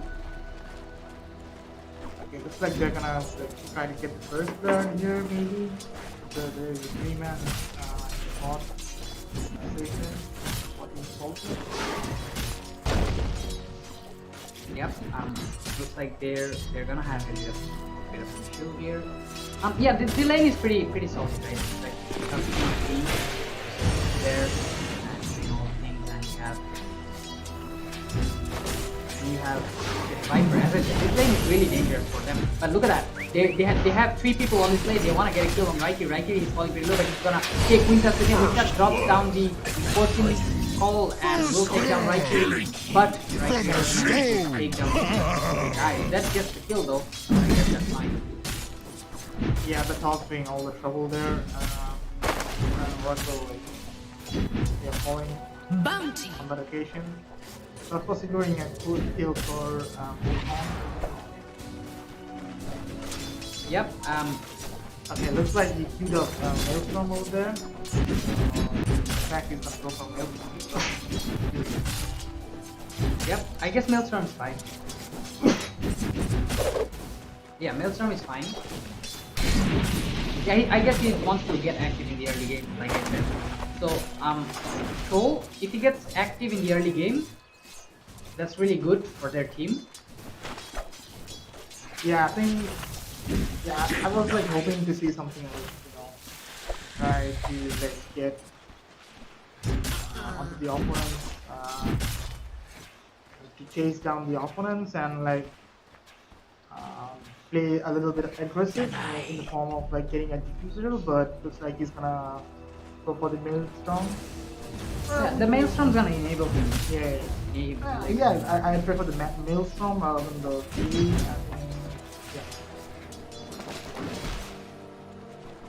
Yeah, and looks like we are like a bit stuck on the bot lane for some time, but there we go, so we'll sort this out pretty soon. So, Yep, sorry about the camera issue. There's been a cameraman, so I guess it'll be fixed soon. So yeah, we're back at it. This mid lane is pretty interesting. Quite interesting because you have a range against a melee, and that's really not the best lane, the easiest lane you can have. What have we game. here? So if you have Queen of Pain, she's very dominant in the lane, and you have a Dawnbreaker who's like a melee and a best one to fight up against, So as you can see already, Queen of Pain securing 14 last year, but Dawnbreaker is not very far behind. I mean, we have seen the Stormbridge play the Dawnbreaker against the Sniper from Jin for Lin, I think. This plays from opponent. It's Len. Len for Sniper, yeah. And he did pretty good. Yeah, he did pretty good actually. that was it. Yeah, he in fact at some point had more last defense denies than the sniper. Yeah, but the sniper, you know, has a really annoying spell that's called headshot. That Yeah. helps you get denies really, really early. And yeah, eventually his team like they formed up and they like, put on the pressure and slowly just crumbled. Yep, and just like we're not gonna see a lot of action coming in the game. You know, there's Medusa on top, Medusa's just gonna play safe, and I think the Centaur Warner is backdooring. We haven't seen back in Dota for such a long time. And the mid lane, quite a bit of damage from Storm Rage. Goes with hammer, so hammer, dealing damage to the Queen of Pain.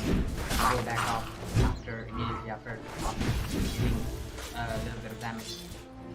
And we have Blame farming in the top lane. Blame just receiving damage from the creep because there's a Centaur. Dire's structures are fortified. There's nothing they can do. I mean, Ting is there. Dire's dying, middle tower is under attack. Ting cannot do anything here, so there's still the problem out. So that's got the dome off. Ting falling pretty low, saving quite a bit of damage. Like the dome. Oh, the magic missile is there. Dire's Save turret Ting. I has think been he gets killed. held up, and now in the bot lane they're trying to fight. Dire's Right top falling pretty tower low. is Right under gets. attack. Oh no, the heal is there, but still trying to play. Doesn't matter. Good enough. There comes the Dawnbreaker. Dawnbreaker tries to kill the Viper, but doesn't have enough mana to jump in. And Zed also gets out of there, so nobody dies. Dawnbreaker's TP just gets wasted as he goes back to mid lane, just like that. Yeah, Great is there though. basically that's a lot of spells being casted from Salty and nothing comes from the basically. Yep. But Dawnbreaker's ultimate was also used and nothing came out of it. I think they could have used it much more wisely and they could have made use of it, nice use of it as well. So look at that. Probably wait out the Lane. fortress and like to connect and like Oh, but if you look at Blame, like he's been having a quite nice lane. Oh, Zed, looks like he's gonna try to solo kill Wind Touch here. Oh, Wind Touch on the disarm, but I think he dies on that. So another right click from Zed should finish him off, and there goes Zed. He is dead. And in meanwhile, in lane, Senpai getting chased by Stormblade. Does have the Haste Rune, and now Zed is here to take. Oh, actually chose Senpai instead of the creep. So I think he could have gone Stormblade now. yeah. Instead of just Doesn't have the that's ulti. here. EP, gonna dispel him, gonna refill his bottle. Yep, and reset everything out, I guess. So nothing so fancy so far. Both of the mid laners, I would say, is doing Queen of Pain and the Dawnbreaker as well. They're both doing okay. And safe laners are also doing fine. Troll is a bit behind in terms of last hit because Troll is not having a free lane against Viper. But still, against a Viper, having that many last hit, I would say he's doing pretty well. Yeah, it shouldn't be like too much difficult to play. Like, oh, there comes the Dawnbreaker's ulti, but they should kill them off. That's pretty nice. Dire's And now bottom that, tower they're is trying to under go attack. I think it's safe. That's a lot of thinking. That's a lot of ting ting ting ting. Yeah, I guess he's safe. Later. Neither with Undying. Dire's I guess bottom he's tower not is doing under much in this attack. lane. Like he can't do much in this lane like he did. the Radiant last game with structures Bane. are I fortified. guess that's fine. That's actually fine. Yeah, I think Undying will try to like get Radiant's middle tower is under attack.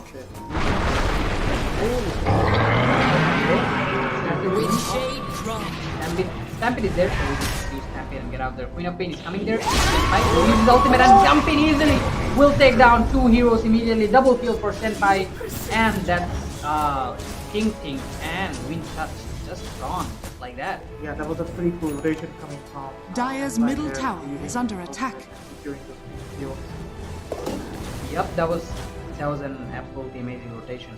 Senpai, that blind ultimate, that guess was absolutely perfect. Radiant's bottom tower is under attack. Mid lane, the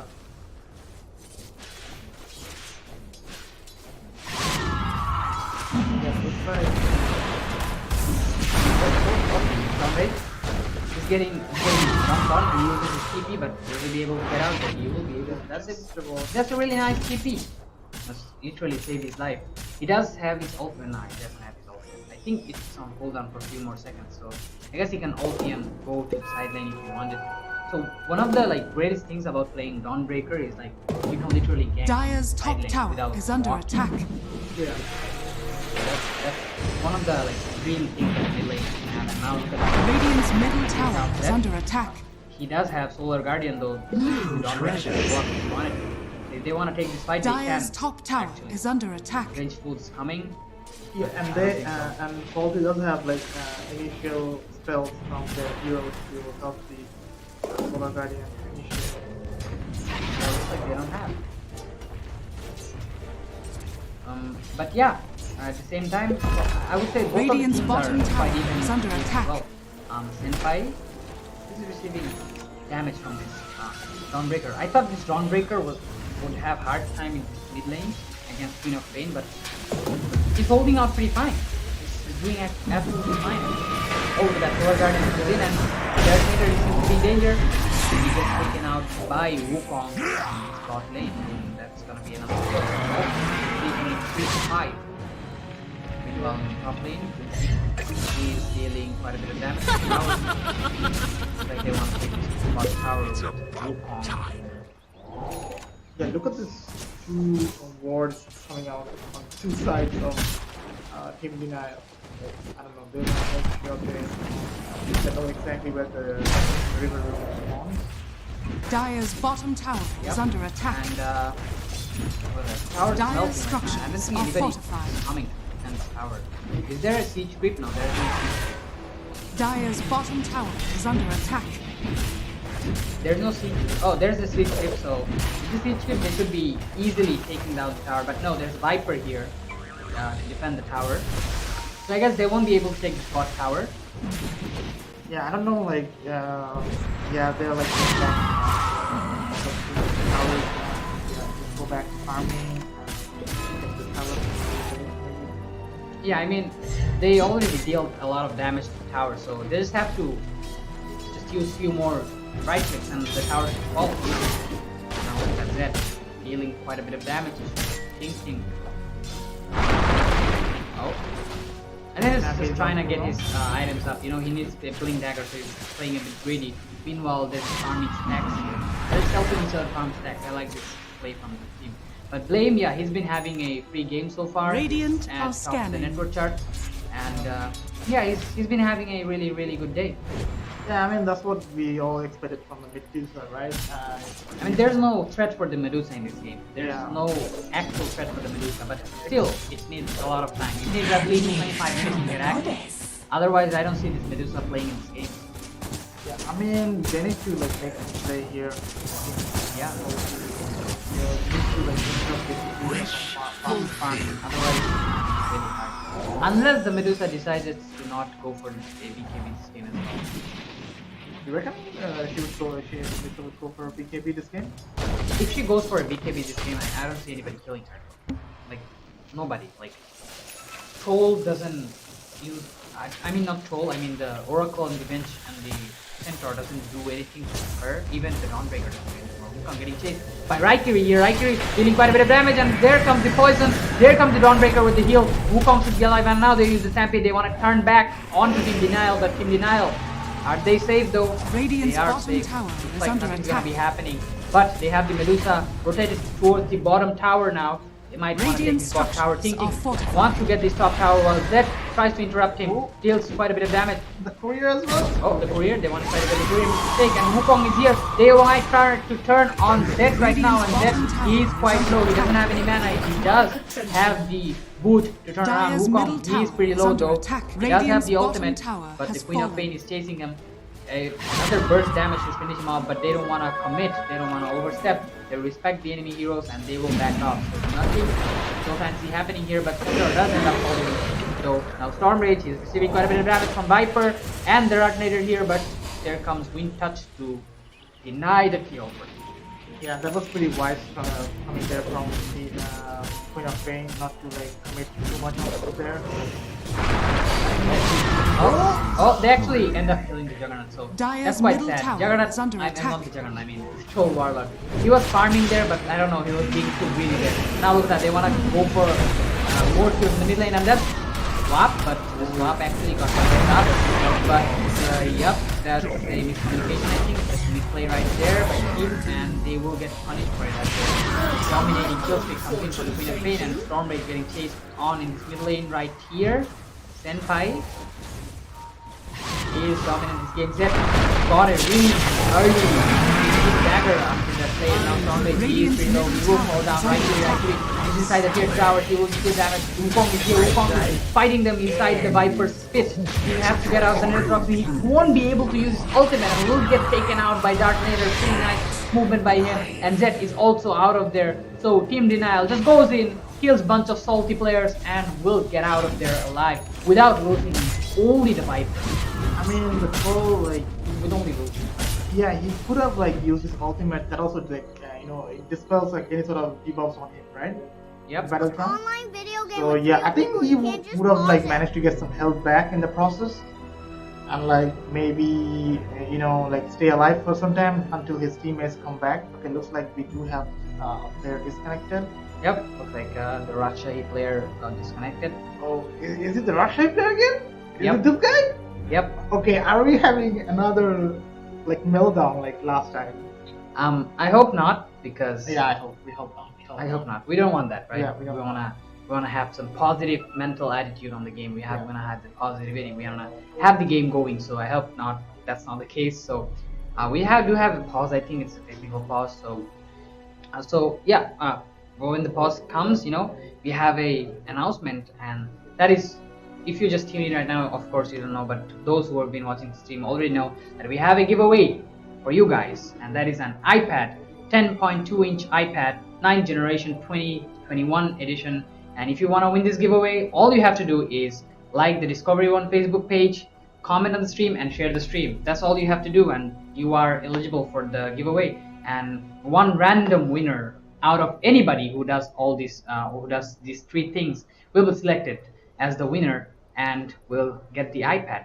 So I don't know who the lucky person is, but it could be anybody. It could be you. It could be you watching from the home, just winning an iPad, taking to your parents and be like, "Oh, mom, I won an iPad. Look at that. How cool is that? I watch esports and I win an iPad. This is what it is, right?" So yep. Specifically Dota. Specifically Dota. Amazing Radiant's Dota, bottom giving you tower iPad, is under Xbox, attack. and everything. All these chances. If they give you Ferrari tomorrow, I wouldn't be surprised. Yeah. That's what I've been saying, asking for it. But yeah, it is what it is. So yeah, we're back at the game, it seems. Okay, this time looks like we're on the positive side of things. No much like very long delays from the Rashai player. So he's back and we are back underway as well. Radiant Yep, are scanning. and looks like we're gonna have a mid lane for the they wanna farm.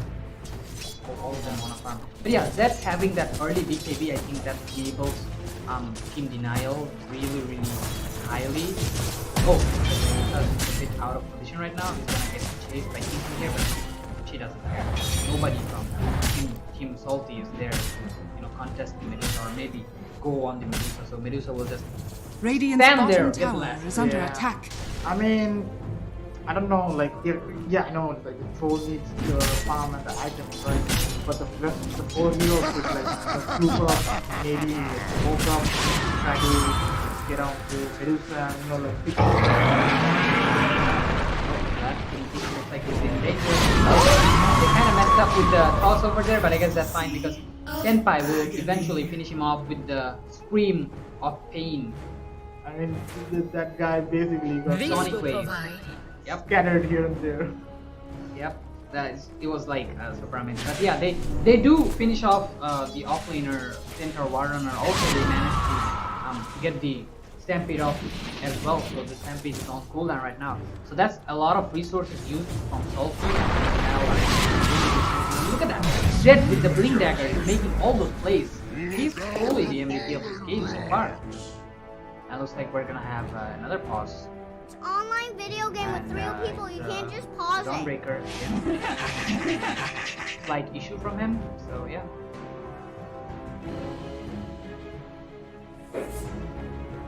So yeah, that Tiny getting active in the early stage is really enabling his team really hard. Like Team Denial, last game, they weren't very active in the early stages, but this time around we're seeing a different version of Team Denial. 17 minutes in, they already have 13 kills and they're already hitting the tier 2 towers. I mean, they have to play like this. They need to make space for the DOTA to come online quickly, and the more they play active around the map, and in order to make space for the DOTA, so the quicker she will come online and help her team like secure objectives. But on the other hand, I think Team Salty needs to do the same. They need to give space to troll and engage and try to like pick some heroes off. Maybe try to go for the Queen of Pain or maybe the Tiny. Yeah, the draft Team Denial has right now, they require Salty requires Stroll to have a BKB. Without the BKB, he's good as the Medusa without no items. So like Medusa needs a lot of items, right, to get active. But Troll also needs a lot of items to get active, and that is like he needs a Maelstrom to farm faster at least, or deal some damage, and then he also needs the BKB in order to stay alive in the team fights. And also that BKB will enable him, enable the Troll Warlord to stay alive and at least not get locked down with his Viper. Like his Viper is slowing down everybody, and Team Denial already on 70 minutes in, already on like 7k, 60, almost 7k net for the 7k, and look at that. Senpai dealing so much damage to the tier 1 tower. Almost half HP gone. Yeah. Tier 2. And look at the position. Radiant's middle tower is under and attack. the Medusa is hitting the Radiant tower structures so are boldly. fortified. I would like to know what kind of magic he's like just standing right. Yeah, Medusa I think is quite bad because up until now he's been having all 3 lanes. Stormage goes in, Starbreaker, but I think a little bit caught by Darknator. Stormrage does use his BKB, forced it out just to get out there. I think that's panic. One of the things you do when you get panic. So yeah, he gets I mean, yeah, she might have thought like, yeah, she's getting like surrounded from the back and the front, so she just popped her BKB and just ran towards the tier 2. Oh, the Doom is still up, and there comes the Stormrage. No BKB this time, but gets locked out. Will he survive though? I think he will survive. The Stormrage gets taken by Senpai here. Will use the Oracle, false promise to save him, and now they're in danger. Looks like they're gonna be falling down one by one. There's nothing Salty can do. All they can do is like just throw their body and die one by one. King gets fallen down. Double kill for Senpai. Senpai is not done yet. He wants to go for Wukong. Zed is there to throw him and give him his food, but looks like it's not going to be the case. So they do manage to kill 3 heroes from Salty, and with that said, in 19 minutes in, Team Denial are looking pretty strong. So they wanna take this series to a game 3, and they don't wanna stay in a situation where we have to say that they're in a do or die situation, Yeah, in the meantime, Dusa managed to get the tier 2 from the bot as well. So this time around, they're not wasting any time. They're not throwing the game. Yeah, I like this play from Team Denial. They're like, this is a different kind of Team Denial we're seeing right now. Yeah, I think they're like more objective focused. They want to more get objective focused. Yeah, and they're playing so Radiant's aggressive. middle They're tower is getting under their attack. objectives. They're getting everything done. Yeah, they're basically doing everything they need to do. Yeah, all the they're right doing everything, all the right things all together, like putting so much pressure on the Salty right now. 5-17, the game is pretty much one-sided up until now. Salty didn't even get the chance to do anything or get active even in the game. So yeah, Pi looks like he's gonna chase like 2 heroes, but there's no lockdown for him, so he's just gonna blink out of there.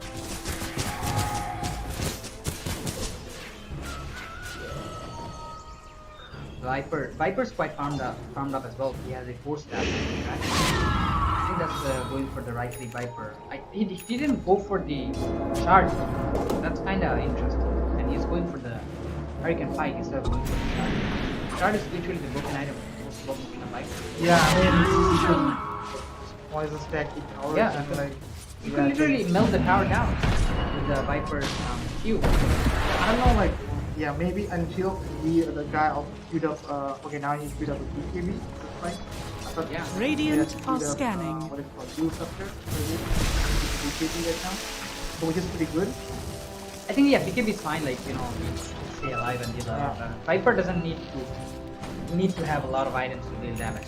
He already has like a lot of built-in poison damage, magical damage, Along with the corrosive skin. Yeah, and the corrosive skin, which makes him really hard to kill, and the BKB really makes him really invulnerable. You know, really hard to kill. Even for Troll, he's really hard. One hell of a target to kill. You know. Yeah. So I guess yeah, the BKB is a Radiant's good choice, top but tower I would is under personally still attack. recommend the Viper to go for a start. Yeah, The I Shard is mean, still the best. yeah, I would prefer the same as well. But I think he's like thinking more of a like team fight because his team is now in advantage of they have like a lead of 14k, 21 in the end. So, no, I think I would at this point. I think you could go Shard. Radiant's top And, tower like, is it's under more of attack. the pressure on the Towers. Like on you know, they're playing objective wise, so why not go for the Shard? Shard is like the best item. Yeah, I would rather go for the Shard right now. Yep. Radiant's top So tower I guess has fallen. that's that. Okay, now the lead just up and down. Yeah, 14 to 15k. Yeah, the lead's gonna keep on growing because at this point, Team Denial is literally playing on the jungle of Salty. Salty doesn't have anything to do. I mean, Salty they can't farm. Radiant's they middle can't get tower space is under to attack. farm, so looks like that's gonna be the case. And mid lane, they wanna do something. They are smoked up, but I guess they won't be fighting anybody because Salty is playing really safe right now. They're not getting out of their base. Even the troll is not farming. So Radiant's middle tower is last under hit wise attack. that Medusa 327 last hit. That's like almost twice as much as what. Radiant It's like structures Salty, they're are smoked up. fortified. They want to do something, but I don't think they can do anything at this point. Is that 327 last hit in just 22 minutes? That is. We have to talk about Does manage to get the ulti off. Radiant's top tower is under attack. Doesn't pop up the BKB, but immediately after the Oracle's Voltron is over. So also in the back line, once the game gets killed, and now they want to go thinking he is pretty low and fighting but Radiant's Salty gets Sonic Wave out of there and will immediately die. Blame gets tossed into the base, and now they want to kill everybody one by one. Thinking also dies, and that's the godlike streak for them. And Senpai, I don't know Radiant's what he's middle doing. tower is under attack. This game is probably GG, Radiant's like middle tower 18k has fallen. network lead with 23 minutes in, and they're hitting the tier 3 towers. I don't think Salty can do anything in this game, like come back, unless in Denial close the game. Exactly, I was gonna say that. Like, they Unless have they managed throw the to- game. Radiant's Yeah, they middle have managed tower to do is plenty under of attack. times the Radiant's last game, middle but tower has But this fallen. time around, we're seeing a really different version of it. Now this is like an really Radiant's dominant middle version of barracks them. are it under looks like attack. now they're very. They throw the troll out of there, and that's a nice monster kill streak and double kill coming in from Senpai. Absolutely dominant this game. Online And video Radiant's middle barracks Yeah, has but fallen. without a doubt, Radiant's middle tower is under attack. Can't just pause it. right? He wants to do something, but no, there's nothing he can do. Big heroes that from Salty. GG is called. This time around, Team Denial didn't even give any chance to Salty. Radiant's middle tower is under More attack. chance for Team Salty than Team Denial taking the second game. Big score, 1-on-1, even for both of the teams, and it is indeed we're going for a game 3. Yeah, talk about the series. Like, I thought like the first game was pretty evenly matched in terms of draft, and the results like kind of showed for it. But the second game, Team Denial absolutely coming back strongly and like dismantling. This game was Salty. pretty much one-sided, actually. Yeah, I mean, Salty never stood a chance against 350 Denial. plus last is in like 20 minutes. I mean, that's insane amount of farm. That's like RTC Yeah. farm. Yeah, the I don't know. Medusa was having a totally free space. Like Salty, they lost all the lanes. Like I said, Team Denial secured all the lanes, and they played really amazing. And look at that, 344 last hits compared to 12 last hits. Compared to 12 last hits, and yeah, that's like super dominant. Like even though the Medusa didn't have to do anything, what made them win was this Tiny. Tiny, yeah, Tiny. This is, Tiny literally enabled this game to getting. He played greedy in the Yeah. early stage, and he got his Blink Dagger really early, and he utilized the Blink Dagger such an amazing way. After 40 minutes, when he got kept the players back to the Queen of Pain, Yeah, and Queen of and- Pain just killing everybody, Yeah. you know, with the high damage DPS she has. Yeah, exactly. I was gonna say that. Like most importantly, he was roaming around the mid, so that was Queen of Pain, and making sure that like the supports, like the squishy ones, just like instant dead. Yep. No chance of like running away or something. Like you're dead. If Tiny blinks in, get the toss and the avalanche off, you're dead. You're dead. Yep. So yeah. And also the Tiny was like doing absolutely like, you know, getting in the backline and getting all those heroes scattered. Like Salty didn't have anything to do. Like Team Denial just took over their jungle, took over their whole map, and Salty didn't have anywhere to farm. And once they tried to show up in the map, like the moment they show up, there was Tiny. Just throwing them into 5 heroes. And once you're tossed into the 5 heroes, like the Tiny Airlines, you know, Yeah. there's nothing you can do. So Tiny Airlines, absolutely Jerax level play coming in from Zed here.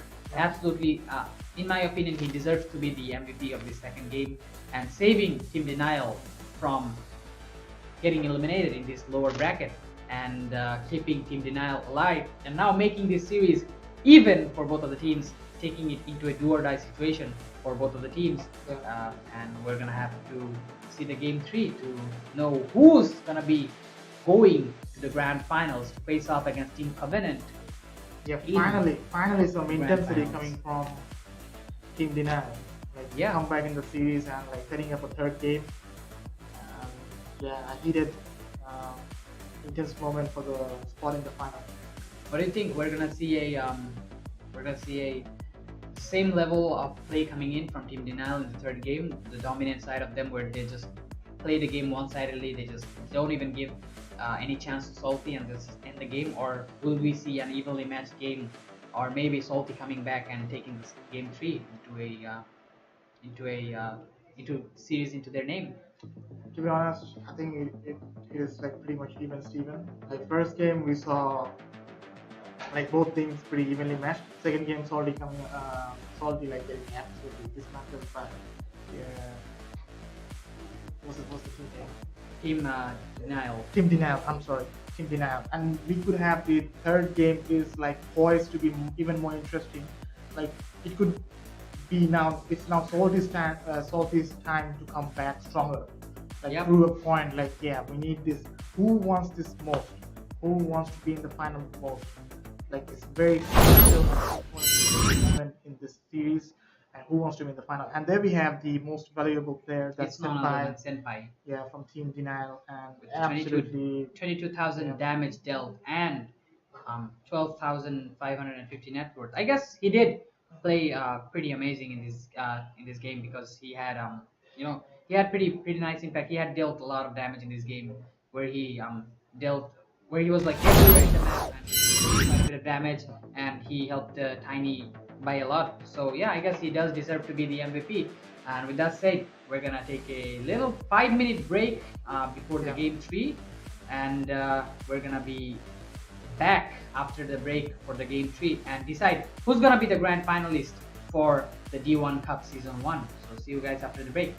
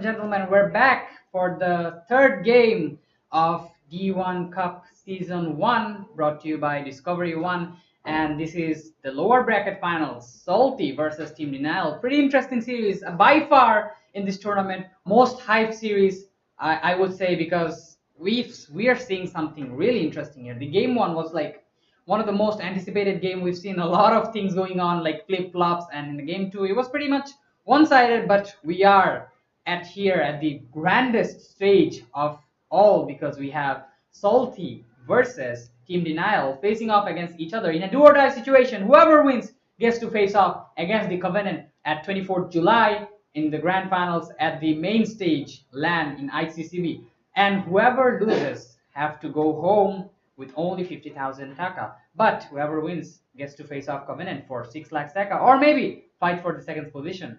So yeah, we have a pretty this game is pretty anticipated. What do you say, Ang? Yeah, this is the make or break time now. It's do or die basically. So you have to put all your effort into this game in order to secure your spot in the final. So I'm hoping for a pretty intense game right now. I'm also hoping for a pretty good draft coming out from both the teams, and like trying to secure like the early game advantage, I'd say, and hopefully like we see a pretty intense game. Yeah.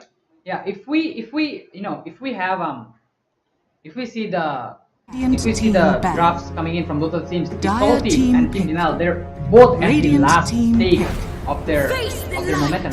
So if they had some kind of tricks up there in their pocket, tricks up there in sleeves, they have to use it right now, because this is a do or die situation. If you do not use your trump card right now, it's now or never, because you're not gonna get a second chance. This is the only chance. If you were saving up your trump card for the finals, my friend, don't use that right now. There's a high risk that you might not be able to use it, at least not in this tournament. So you better use it, and you better get the victory of this game and go to the grand finals. Otherwise, you're out. So Salty and Team Denial going up against each other on the full form, on full might, and wanting to take down each other to face off the big dogs Covenant in the grand finals. So we have Salty already, without wasting any time, picking off a hero, and that will be Grimstroke.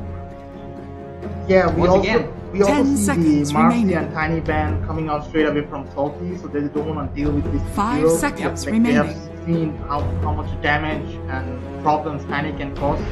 Yeah, for them. Tiny was literally the game-changing pick from Team Denial last game. Yeah, they Dire also team like pick. ban out Winter and the Jug, so they don't want to use those heroes either. That's from Team Denial. Yep. Dire team Yeah, back. the Juggernaut is basically the same ban, and I guess Team Denial is going for the same ban, and that is Winter Wyvern and the Juggernaut. They will pick a pretty early mid laner, that is Puck. Radiant Yeah, I like team this Quite back. pick. interesting. Yeah, because it goes nicely with the Solar Guardian. Like whoever you Yeah. catch, Dire is, team like, back.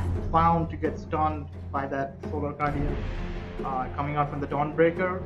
So that's pretty. Radiant Yeah, team back. that looks like pretty good team fight heroes so far. Yeah, that is, and even if you don't have the the Solar Guardian, there's a lot of things that Puck's Coil can do. Like Puck's Coil, like if you don't have any early game BKB 10 or early seconds game remaining. like save items, like heroes like Juggernaut and Lightstealer can get out of the Puck's Coil. 5 but seconds most of remaining. the heroes cannot. Yeah. If you catch the supports, they're basically put as dead.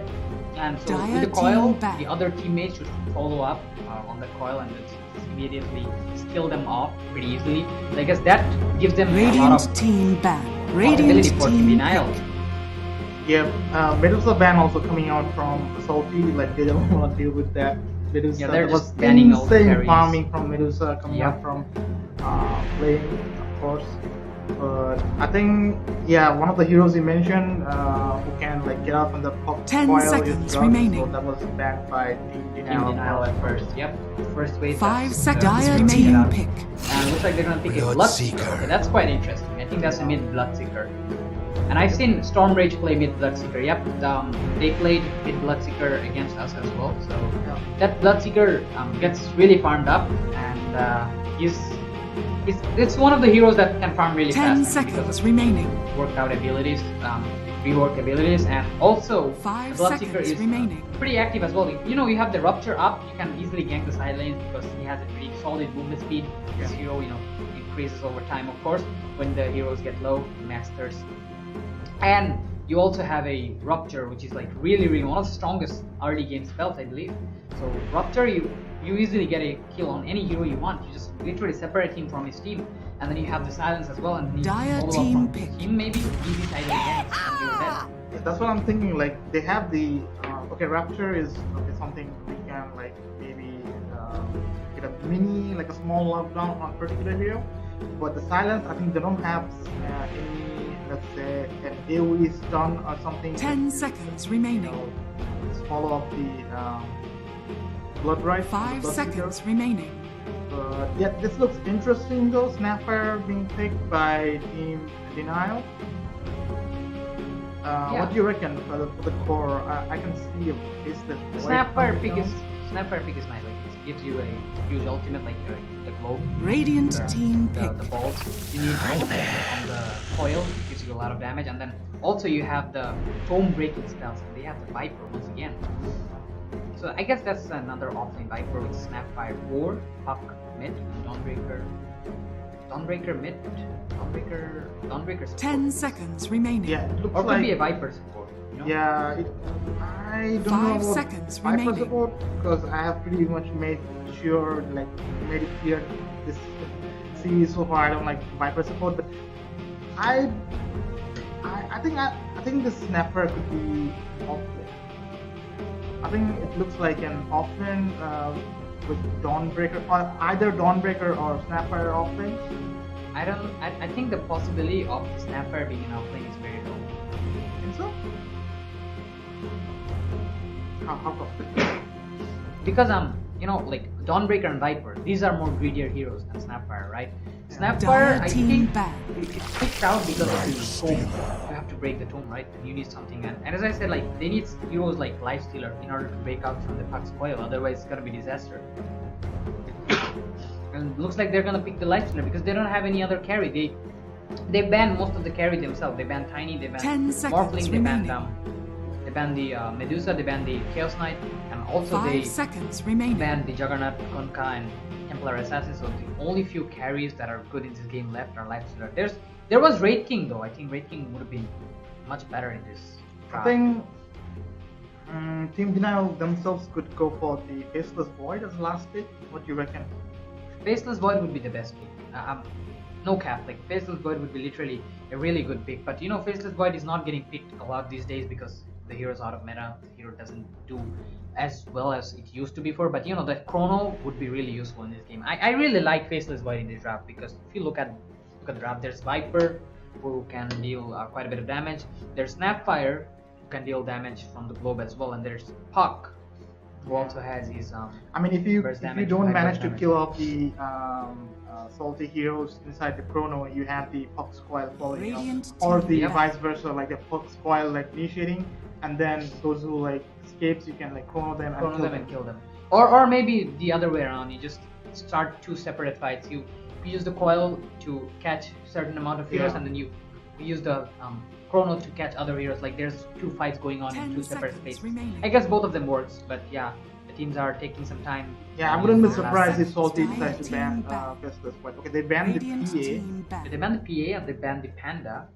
Interesting ban from Team Denial. I think the only hero left from Salty is the offlaner. So yeah, the Panda Dire ban does team make pick. sense. And they banned the Turboblade. Okay, Turboblade was also a threat, I believe, for Salty, so they just banned it out. I think Team Denial, the way Blame plays, and so far what I've seen is he likes to play farm style. He's been farming super hard both of the games in the past two games, so 10 I believe he will be seconds getting remaining. some hero that mainly focuses on farming. So I 5 guess seconds he remaining. will try to go for Raid King. Raid King is a farming hero, and Raid King likes to farm, and he's having a game where he has like Grimstroke, Undying, and Bloodseeker, Lifestealer. Raid King is generally good against all these heroes. He can also go for Sven, I think, if you want to play for the high damage. Sven in the Puck's coil could deal a lot of damage. Sven against Lifestealer wouldn't it be like too hard like to do? I mean, Lifestealer only has one rage. After the rage, what do you have? You have nothing. Storm Hammer in.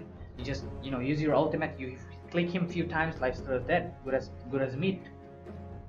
Yeah, I personally like. I kind of agree with you to some extent. And there's Puck. There's Puck with the lockdown. There's Dawnbreaker with the lockdown. There's Snapfire with the armor reduction. There's Viper with the area control. I mean, all you need is a carry who can damage. And I think they go for Hollow Knight. Hollow Knight's fine as well. I mean, obviously that's the wise choice because he likes to farm. This guy likes to farm. Really likes to farm. And they go for the offlane Riki. Now select your hero. So that's quite interesting. Oh, This Riki offlane, it's gonna be hard for him to get active because there's gonna be a support Dawnbreaker, as I said, played by Nader. It's gonna be his position.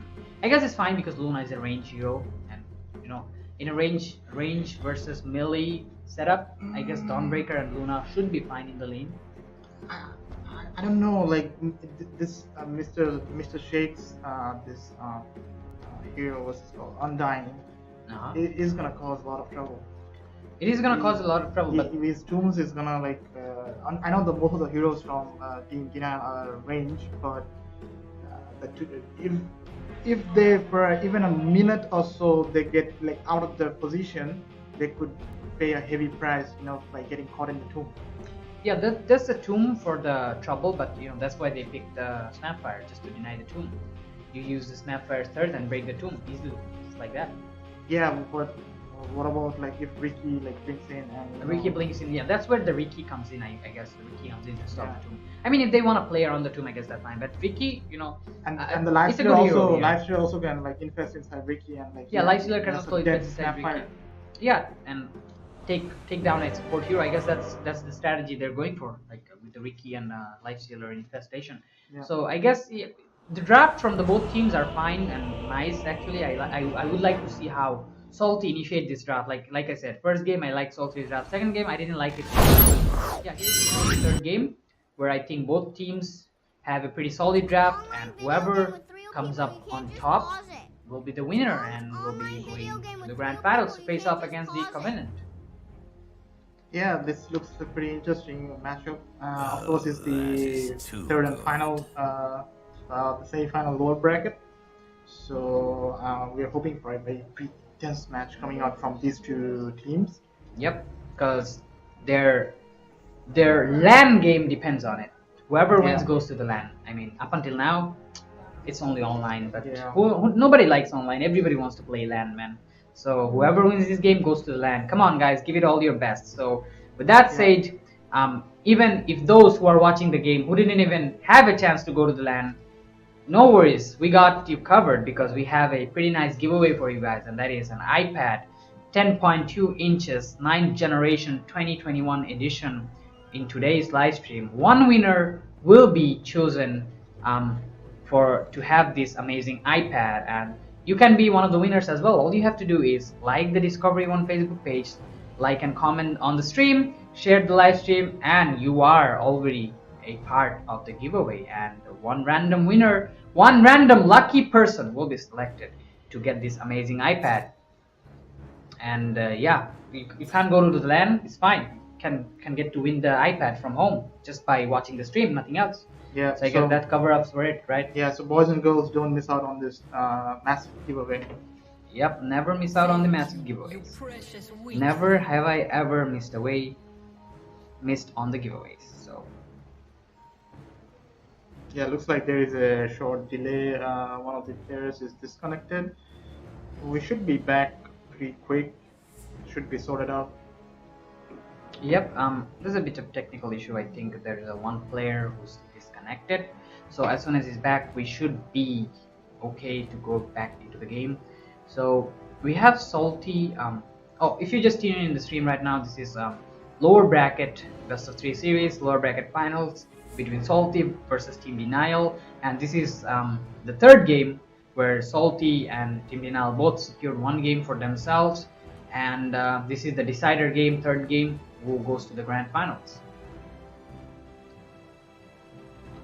So yeah, let's introduce the players. I guess we have Salty, we have Wukong playing the Lifestealer, we have Storm Rage on the Bloodseeker as a position 2, Ting Ting on the position 3, and we have the Grimstroke as the position 4. Position 5, sorry. Wind Touch playing Grimstroke as position 5, and the Undying played by Mr. Shake as position 4. And on Team Denial we have Viper on Raikiri, I guess. Viper on Raikiri, Zed playing the position 4, Snapfire. Dawnbreaker is played by Dartnader, the captain of the Team Denial, position 5. And Puck played by Senpai, position 2. And the position 1 is played by Blade, Luna, the Princess of the Moon. The Princess of the Moon. Yeah, Luna is like, I kind of agree with the point. Blamey likes to they like to give him the heavy farming heroes, and of course he does a pretty good job at farming. Of course, he has an insane amount of masters. Yep. In pretty short duration. But, His farming is really nice, really fast. He knows how to farm. Okay, so I'm just gonna ask you a blatant simple question. Who do you think is gonna win this game? Personally, I believe, if you ask me, I would say both of the teams are pretty even, but if this Luna gets farmed, this goes to the Team Denial. If this Luna gets farmed. But we know something about this guy. Yeah, he gets farmed. No matter what, this game, both of the last 2 games, we saw this guy getting farmed. No matter what happened. Even if the table is flip-flopping, yeah. he's getting his farm.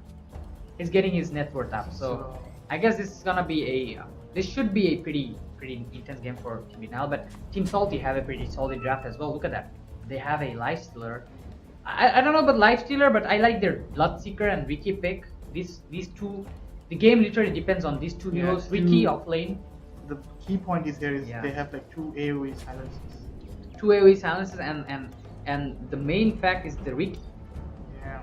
The Ricky is really annoying. I mean, you gotta put a lot of sentries for this guy, and if he gets active on the lane, like his laning is pretty fine as well because he has double blink, you know.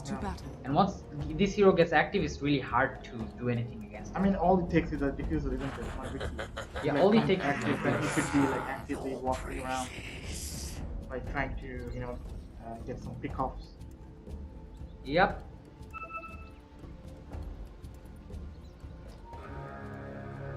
Okay, looks like we're back on the way. Oh, this time around, no fight will be The battle conducted begins. near the ruining sites because Team Denial, they just have same positioning, same pattern on every single time. So this time around, Salty just decided not to face off against them in that area, and they will be just heading towards the top area, and both of the teams will secure 1 rune for each, and that's gonna be 2 runes for both of the teams. And with that said, we're back at the game. It's interesting to see the Viper and the Snapfire coming in the top lane. And we have the Puck against the Bloodseeker, of course. Yep, and this is actually going pretty smooth so far for the Puck in the mid lane because he has 2 latches and 1 deny in the mid lane, and in the first wave if you get a deny in the mid lane, that's gonna give you a huge advantage on the lane. And now this top lane should be pretty interesting for Team Denial because they have a pretty aggressive lane with the Luna's beam and the Dawnbreaker being so tanky. This should be pretty interesting. And Storm Rage securing the skill, and Senpai, I think he had taken phase shift on level 2. That's really not a good sign in the mid lane. Yeah, probably Storm dodge Rage. the Blood Yeah, Rite. Blood Rite. That's not the greatest thing to do because you need that W and Q. You need that reality rift not reality. Sorry, I think it's called what's the name? What was it called again? It's a dream. No, the Dream Core is the ultimate. Dream Coil is the ultimate. The Q is called phase shift is the 3rd one. Whatever it is, man. Just forget it. It's I don't play a lot of Puck, so I don't know. I mean, I'm a Puck player, so Yeah, things you don't just know, went you don't wrong know. here. Things just went south here, but yeah. Well, whatever. So Puck really needs The one the that silences, damage. right? Yeah, the one Yeah. that silences. He really needs that spell in order to stay active. Okay, so that's getting quite a bit of damage. Detonator. I think it's a done. Start folding forward. He does use the stick to stay alive. Detonator is receiving damage from the Riki. Will also use the stick charges to stay alive and will be safe. Puck does have his bottle up in the mid lane though, so I guess it's fine. But Storm Rage 12 blasts in the mid lane, having the best game of his life so far. And once again, as we speak of Luna, you see, he's already so far ahead in terms of blasts, but Lifestealer, I guess he's somewhat like half the amount of blasts Luna has, because we know this guy likes to farm. So. Yeah, I mean, eventually he's gonna get the farm he needs, like, Yep. to get the items, and we have this has been proven, right, across the series, over the both games. I know they lost the first game, that was like, something out of this world, but let's not go back over there. I hope like this time they're like more objective driven like last time, and yeah. Bloodseeker is doing like pretty well in the mid lane against this pop. Yep, he is doing pretty well in the mid lane. That's chart right now. And Ting is receiving quite a bit of harassment in this lane by this Dawnbreaker, because there's nothing this lifesteal, I mean this Ricky can do. This Undying has to set up the lane for him, and Undying is not able to get the Dawnbreaker out so far. I think Ricky's dead. Ricky. Oh, they missed the Celestial Hammer. Radiant's courier has been killed. Oh, Ricky. Oh, there's no blink on him. I guess could have blinked on Mr. Fake. I don't know why an Undying with the full HP would leave the support, the core who's dying. I mean, I think the Ricky like went a bit out of position over there. I mean, Ricky could have blinked. Yeah, he went like backwards, and then he could have blinked. He could have blinked on the Undying. But Yeah. Undying, I mean, he could have saved the support. I don't know why he just ran like so out of the way. I mean, that was kind of sus. But yeah, it is what it is. So we have the first blood of the game. Quite unfortunate when that would be the Ricky dying to the Luna there. No, I think Dawnbreaker got the kill. Oh, I guess it's fine either way. Luna still gets the what do you call it, the assist, so that's fine by him. It's gonna boost up his farm speed by a little bit. And once Luna starts farming, there's nobody in this game who can out farm him, because Luna is one of those heroes that farms really fast, like a Terrorblade. And there's nobody in this game who buys Battle Fury. The only thing that can counter his farming is Battle Fury, and nobody buys Battle Fury here. So yeah, Dawnbreaker got the kill. So 1-0-0 for him. Yeah, that's alright. So yeah, Senpai stage shifting, getting all those blasts in the lane, trying to stay alive. Oh, leader. Looks like this Ricky's gonna have a pretty hard time in this lane. Mr. Shake, he's like trying to do his best, like cause most of the trouble, but he's unable to. Yeah, in the bot lane, Wukong. It looks like he's been beaten up so bad. he's getting bullied in the bot lane. He's just trying to stay alive in this lane. I mean, there's nothing you could do against Viper. Last game you had an Oracle and you had a Troll. You could use that. Oh, you have to force the rage out in order to survive. So Wukong have to go back to base, otherwise he's gonna get killed immediately. So Dark Nader just pulling off the siege creep. That's gonna help him sustain the lane, I guess. So that's fine. It's a nice pull. Otherwise the siege creep's gonna hold down the lane. Oh, they want to try to go on Mr. Shake. Mr. Shake falling pretty low. He's getting doing quite a bit of damage here. Can they finish him off? No, one more right click should be able to finish him off, and they do manage to get the kill on Mr. Shake, and Ricky will use the tricks of the cloak and will get out of there as his support just dies. Look at Luna's positioning. As soon as like he senses there is a kill potential, he like walks straight past Undying in order to make sure that he doesn't get he gets most after now Wukong, and Wukong they want to go on Raikiri seems to be very low, and I don't think Raikiri survives this. Raikiri fallen down and taken out by Wukong, and they want to go on Blame is pretty low but won't be able to finish him off. Blame gets inside the tower. He is still safe though. He's ruptured up, and he will run out of there as this is the thing I was like talking during the draft page. Like they have all this silence, but they don't have any follow up. Like, they don't have much follow up. Yep. Senpai and Wukong, Senpai and Stormrage having some trade blow-offs in the mid lane. Stormrage has to get back because he's receiving some decent amount of damage. Oh, Mr. Shake He's gonna walk up and take the rune, blame, and Darth Nader is chasing him. Darth Nader comes up to him, and now Mr. Sheikh, he doesn't have anywhere to go. Darth Nader doesn't even want to use his spells in order to take this kill. So Luna will just walk on, and another kill added to his account, boost up his net worth by a large amount. And now Wukong, they're here, they want to take down the Sapphire. That seems to be in trouble. The cookie will connect to Wind Touch, but it is already more than enough to take down Zed here as Stormrage again showing up to the side lane. As I said, this Bloodseeker is really active hero. The moment he has his Rupture up, he wants to rotate in the side lane. He didn't have to use the Rupture to kill the Snapfire here, so he's back at mid lane. He's gonna shove the mid lane again, and he was gonna try to go to another lane as 8-minute tunes are about to spawn. The Snapfire is here. Looks like this game around, Zed is... The one thing I like about Zed is he utilizes game, he utilizes the clock very wisely. Like, look at that. Nobody's at mid lane, he's just gonna go and get the last hit for himself. That's why with the tiny game, he was able to get his Blink Dagger up so early, and I think Snapfire is gonna do the same thing. Stormrage with the regeneration rune is coming at top lane. He wants to get a kill in this top lane. Does the top laners have any idea about the Bloodseeker's presence? Looks like they do, and they do not. Actually, Zed follows up the Bloodseeker just to die back again for 20 seconds. I think he's fine with the death because the Luna could have died there. So it's better a support death than Luna dying. So up until now, the game's pretty even. 3 for both of the teams. Yeah, but that's like 2 kills now for the Bloodseeker. Yeah, 2 kills for the Bloodseeker. As I mentioned, this Bloodseeker is gonna play really active. And Overcommitting that a little bit? no, I guess it's fine. I mean, Bloodseeker, you know, he has his heals. Yeah, as long as he's getting the last hit, it's fine. If he focuses on the last hit, I mean, Puck, if you have to kill, you have to call somebody else to support him. And also have to use the glaive. Oh, yeah. Yeah, if he uses the glaive, Bloodseeker cannot get the last hit anymore, so he won't kill. And that's the moment when you wanna go for the Bloodseeker kill, I believe.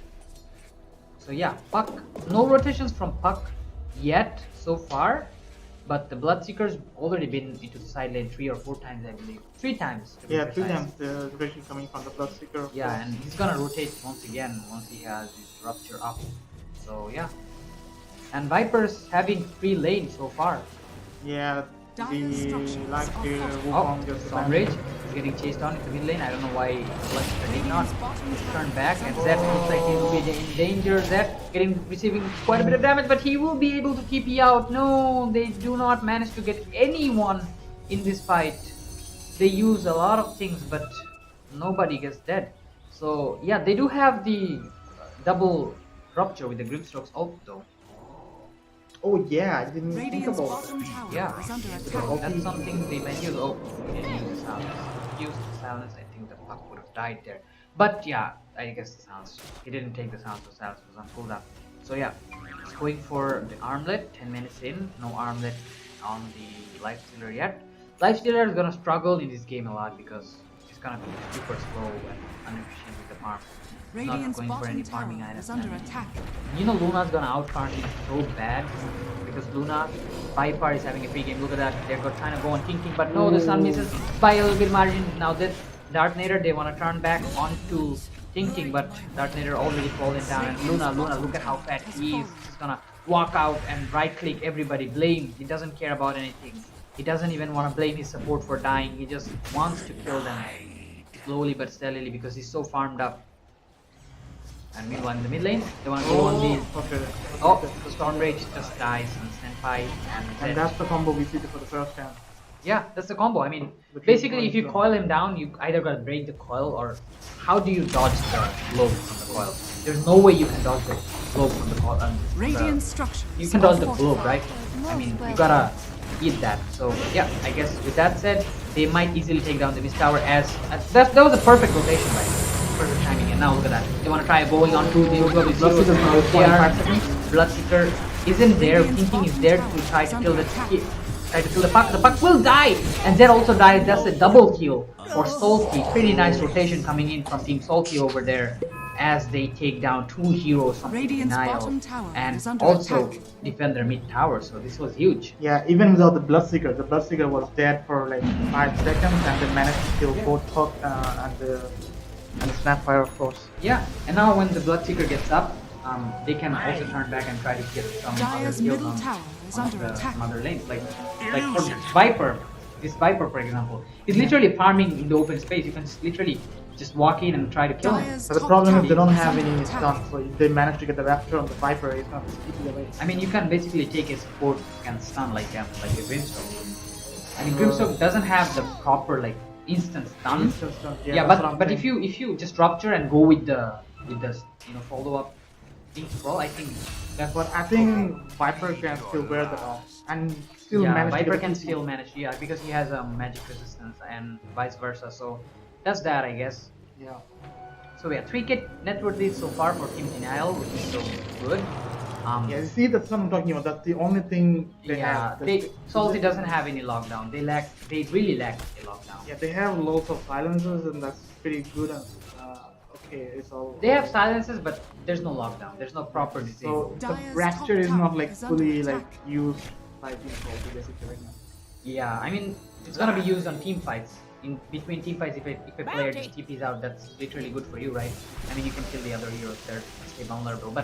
But at this point of the game, you know, Bloodseeker full potential cannot be out because they don't have any stuns. Yeah, I They only mean, have imagine Brimstone. if like they had a Radiant's Earthshaker or bottom like tower I is don't under know, Lion or anything like a Shaman or something, like just to like make sure that the Rapture target doesn't like move like TP away. Yeah, I mean, it's not only about rupture. I mean, if you set up a draft where you don't have any lockdowns, Yeah, I mean it's always difficult. the players are just gonna TP out and just gonna walk away from you. I mean, imagine like this puck just walking away because you don't have any lockdowns. The puck was picked on second. Oh, look at that! They wanna go for this Luna. This Luna kill should be big. Luna is farming so deep in. That was pretty greedy from this Luna, and he pays off with his life. He has 151 last in 14 minutes. So that's the amount is still insane. Stormrage. Meanwhile, in the top lane, getting killed out by the Dawnbreaker and the Viper. So I guess they do manage to get something out. Yeah, They lose the Luna, but they take down the Bloodseeker as well. So that's like 1-for-1 deal for them. I mean, look at the Luna slashes. It's insane, astronomical numbers. They're but like Salty, they're 151. moving too fast in the game as well. Look at that. They're just killing everyone off the map. With this Ricky, I mean, that's what I was talking about. This Ricky needs to play active. And once this Ricky gets active, they're gonna just try to go like, even if they don't have any stuns, imagine a Ricky with Inkswell just blinking on you. Oh, and yeah. silences up, and that should be even enough to kill a puck. Yeah, it should be. The puck shouldn't see that coming, you know. So that kind of puts Team Denial on the danger. Like they cannot overstep or get out of position right now. They have to play really safe and cautious because this combo is literally very strong from Team Salty. Yeah, they need to make the most of this combo and like try to get some pickoffs. Silence. Looks like I think there is a double damage rune on the puck. He's like saving it up for now. Probably waiting for a perfect smoke, I guess. I'm not sure. Oh, he gets caught in the coil. Yeah, he wasn't even able to use fix some trade, so he was just taken out. And now here comes the Wind Touch with the Soul Bind, and here comes the Globe. There's a lot of spells being used. Senpai is falling pretty low, but he will survive. He'll use the Press Sheet, but no, the timing comes up from the Bloodseeker Storm Rage perfectly, and now he'll be able to kill down Raikiri as well. Ricky dies, but he takes two of the teammates away with him. Zed, he seems to be getting chased. Is he dead though? I think he is dead. They're getting chased inside the tower. Wukong is there with him. Stormrage is also there. Take down Zed. Zed is gone, and that's triple kill for Stormrage. Pretty nice rotation coming in from this mid laner, Bloodseeker. And they managed to take down two of their cores and one of their supports. So Team Denial loses this fight.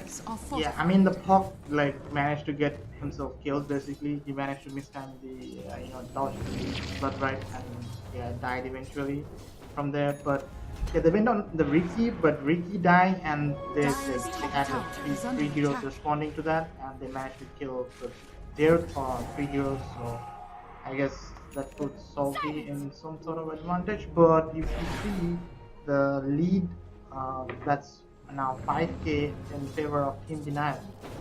Of course, most is down to the Luna, who is like farming machine basically, who like I don't know, like he has 200 last hits It's 17 minutes. Yeah, this I mean- Luna, I mean, even if you see these heroes are dying, like fuck, just died once Is again. under attack. There's this Luna who's Radiant's top tower farming, is under and attack. if this Luna gets active, you know, there's nothing you can do to stop that. Dyer's 207 left in 17 minutes, this Luna is literally unstoppable at this moment. So Yeah. Salty have to really put a stop to this Luna's farm right now, or otherwise it's gonna be really hard for them to do anything about him. I don't know, like, will they be able to stop us? Luna is like so efficient right now at farming, so I think she will. I don't know if she has a BKB yet. She should have a BKB. I don't know. No, she should be buying a BKB really early. I mean, Dyer's if top she wants to tower get is active. under Yeah, attack. But yeah, Luna, I mean, Dyer's they top still do have the is rupture, fortified. so Luna have to be swarmed up by his team, you know, to make sure. Oh, Ricky, that's a nice cookie. We'll connect to the Ricky, but I don't think they have a dust or they want to commit on the Ricky. So that's it. So yeah, this Bloodseeker is pretty farmed up as well. I mean, Luna having a lot of last hit. This Bloodseeker is not that far behind as well. So yeah, Yeah, looks do like they a wanna? potential smoke. Yeah, they might smoke here. Yep, they go for the smoke. Oh, the item drop. The Viper has to go back to get the item. That's really bad timing for the item. Oh, Ricky walking up. The break the smoke and he will catch the puck right away, but the puck doesn't die. Puck crashes and now there comes the globe and every hero is dying from Salty right now, falling pretty low, and the Ricky will die first. And now here comes the Luna with the ultimate. And we'll be able to finish off the Puck and Viper in the backline. Meanwhile, Zed sees Wukong here. Oh, misses the Q. Zed will get taken out by this Lifestealer here, or the other way around. The Lifestealer might get taken out by them as Team Salty. They try to take him down, but they try to help their Lifestealer, but the help is not there in time. Darknator still chasing triple kill for Blame here. Blame not just getting farmed, but also getting kills. Wind Touch is pretty low here, and that's an ultra kill for the Luna, who is dominating this game so far. Look at the net worth. He's so far ahead in the net worth chart that nobody is close enough to him. And Luna, that was insane play from Luna. Like, she managed to play this fight so accurately. Managed to get the ultra kill, of course. I mean, yeah. I mean, the last healer like got a little bit moved out of the position and ended up dying himself. But yeah, they managed to pick up the green stroke as well as the undying over there. So ultra kill coming for Luna over there. Yep, and with that ultra kill, Luna should be pretty pumped up right now. And now here comes the Dawnbreaker trying to get the Ricky. Do they have any detection? Yeah, they have the detection. They have the on them. detection, and they found Stormrage here as well. Stormrage, they want to go for him. No, they want to go for the Ricky, but there comes the turnaround from Wind Touch. But Darknator is not done yet. He's gonna break the ward here. Darknator might give away his life for it. Ricky tries to go and draw Ricky over there, but Ricky survives it, and he will survive the cookie as well. Ricky is being quite lucky over here. And now look at that, Ricky receiving quite a bit of damage, and the right click should finish him off. And oh no! There comes the poison, and will finish him off. The BKB from the Bloodseeker is torn out, and here's Luna is comes another unstoppable. kill. Luna is literally unstoppable at this stage of the game, and now Wind Touch also getting chased down, and Wind Touch falling pretty low, and that's a double kill for the Luna. And 3 heroes dead from Salty as Team Denial knocks them down just like that, and will be taking some of the towers as a bonus, I guess. Yeah, Blame is now constantly. Yeah, look at that, 14k net worth hit. Yeah, and now consistently showing his. It's like almost like 4.5k more than the Bloodseeker. He's like literally out of this world, in another world right now. She's How do you like stop this too Luna now? strong now. I don't know, Radiant's like bottom I don't think they tower have is any under answer attack. for that. But I don't know, like maybe they need to Oh, 1v5. I think he has a Scotty. So, yeah. Oh Radiant's yeah, there's bottom Scotty tower as well. is I mean, under attack. there's a Scotty Luna in 21 minutes. There's no way you can fight Yeah. him. This is gonna be too difficult for Salty now. And with the double Radiant's damage, they top might tower go for is the under attack. Roshan. The double damage, I think they pick up the bottle. Yeah, they pick up the bottle, and now they wanna go for the Roshan. They And don't with the have double any detection. damage, with the double damage and with the Snapfire's third, I think this Roshan should be a piece of cake. Yeah, but I think they're like didn't go inside the Roche pit due to since they don't have any detection. Like Yeah, I mean, they don't have any wards. I guess they're waiting for a ward. Or maybe they're waiting for a Radiant's smoke. top they want to tower is smoke under and get Radiant's a top pick off tower first. has Ooh, fallen. ooh, they're getting Okay, they close. know. Oh, they bait out the scan, and they also use the scan, so they have an idea about that as well. So trying to go turn around, and looks like they see the lifestealer in the middle. Dawnbreaker goes in and will commit the ultimate from the Grimstroke, and now look at that Storm Rage going to fight, but he's falling pretty low. Luna almost dying there. Luna is pretty low, and he will finally get taken out by Wukong. That's a 700 and almost like 1300 gold for them, but at what cost? At the cost of every single member from Team Salty, as all of them just die one by one, and he's trying to toggle off the armlet, and that's gonna kill him off. Buyback coming in from Wind Touch, but won't be able to do anything. But they do manage to get the Luna at the cost of the whole team. Yeah, that's what I was saying. Like, it will take like all 5 of them just to like beat this one Luna. Yeah, and that's just exactly what happened. Great boss, 1v5. And yeah. Without this Luna, I don't know if they can do the Rosh. I mean, they can. They have Viper, so the Viper can pretty much try to take the Roshan, but I don't know if that's gonna be enough, because Luna is gonna take some decent amount of time for him to get back to the game, because can they? Yeah, they can actually. Let's see how much is the damage. The Roshan is almost like half. Oh yeah, it's falling. Yeah, it's Viper. We're talking about Viper and the Snapfire. So yeah, they do take the Roshan. Okay, yeah, the Puck takes the Roshan. They do leave the Dawnbreaker in the Roshan pit to die though. So yeah. I guess that's sad. But yeah, the Puck with the Roshan, they will be able to play a lot more aggressive like right now. Yeah. But yeah, this game, I would say, not pretty much one-sided for Team Denial, as Team Salty is putting up a really great fight, but Team Denial, they're at 10k net worth lead, even though the kills are almost the same, 18 and 19. But yeah, both of the teams are putting up a really good fight right now.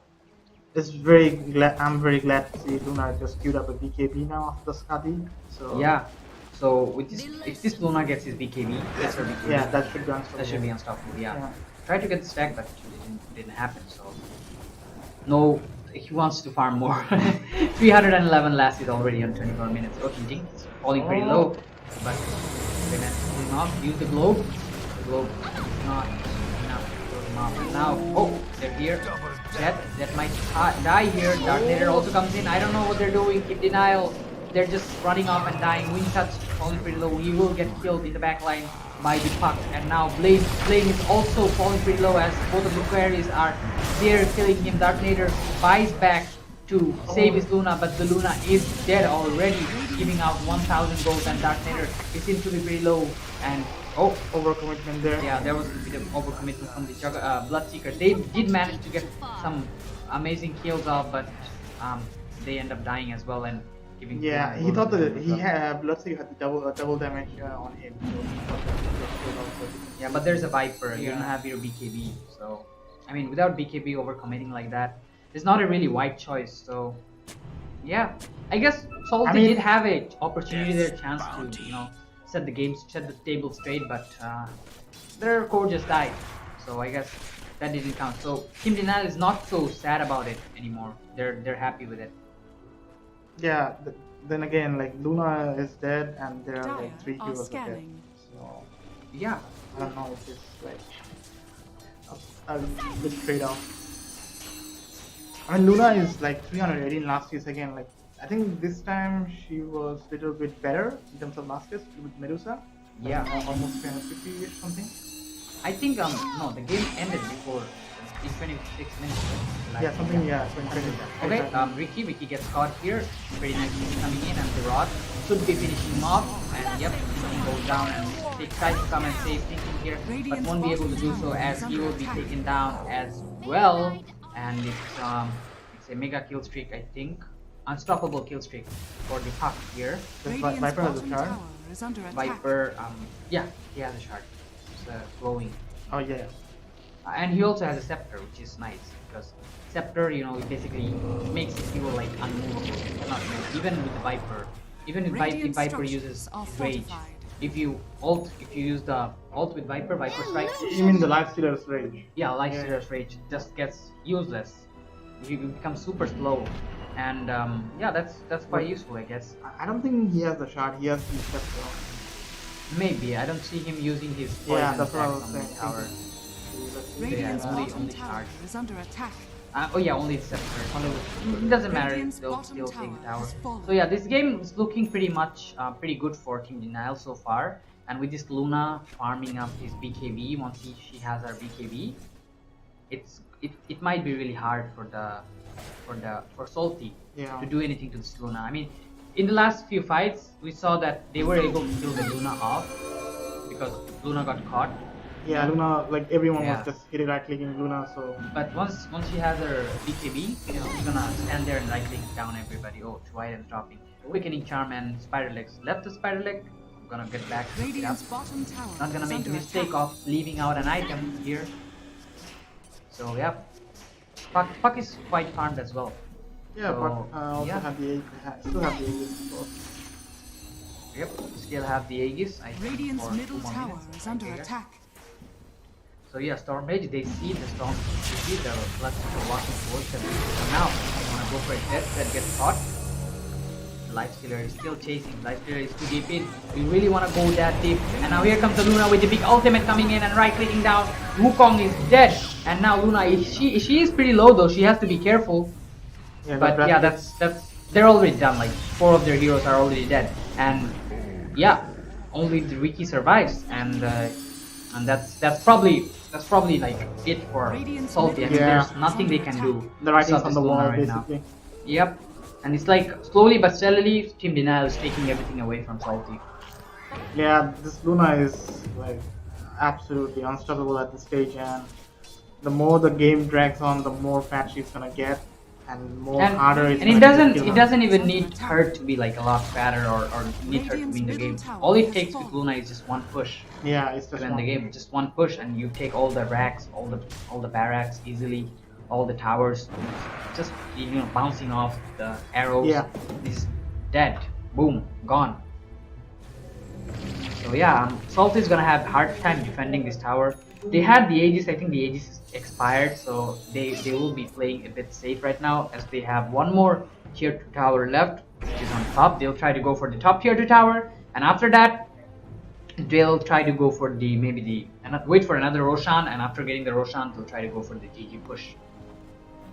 Yeah, and that seems to be the most sensible thing to do. Like, Yeah, Radiant's and top tower is if under we're attack. talking about high ground, Team Denial is really good at defending high ground. Look at that. Salty, they're actually smoked up and they want to go for it, and they find Grey Raikiri on the path, and they will be able to kill down Raikiri, but Senpai and Zet, they're inside the jungle, they will be able to keep the out, so, and they will start Radiant's pressuring the bottom tower tower immediately. I is like the under move from attack. Senpai. That's a very nice move. And 29 minutes in, look at this puck, 23 levels, that's quite a lot actually. yeah, Puck got some important kills, so that. Yeah, very important kills, and also the Puck's been playing pretty active as well. Yeah. I mean, yeah, and he's not dying. He's been dead only 4 times. Yeah, Puck had some trouble with the blood. I mean, yeah, blood but- rights, but yeah, some few missteps. Except for that, I think Puck is having a really nice game, not so bad, because they don't have any lockdowns to kill Puck. So yeah, Puck survives. And also the Luna is having the best game of his life. He has a BKB, he's going for the Daedalus. Once she has the Daedalus with the shard, that's gonna be literally GG for Soul. Yeah. Luna and this Viper with shard can easily take down high ground towers. There's Yeah, nothing I they can do agree. to defend. There's nothing Salty can do to defend this too. Like they have a Riki, not so good at clearing the wave. They only have the blood drive, I think, and the Windstorm Q to shove the wave, but they don't have anything else. Looks like there's a team fight going on. Oh, the Puck seems to be in danger. Puck is ruptured out. He's alone here. It looks like he will step out of the position. He will step out of the position and will get killed out immediately, just like that, and Puck is gone. And Blame is alone here. Blame, what is he doing? I don't know why is he out there all by himself. Will get taken out. That's triple kill for the Lifestealer, and Wukong just gets back into the game and in denial. Basically a series of unfortunate events again. Like when we thought like Team Denial was like so far ahead in the game, now somehow they are being clawed back. They're basically all dead now. So I guess they're gonna lose. Dire's Bit of middle rack. tower is under Could attack. be.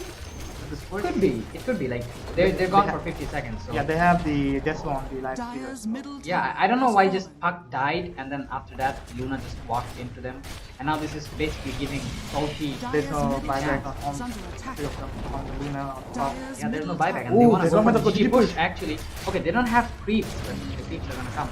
5 heroes are dead. I don't know. The creeps Dire's middle are barracks late. are under They can't go for the GG push once again. So they're going for the GG push.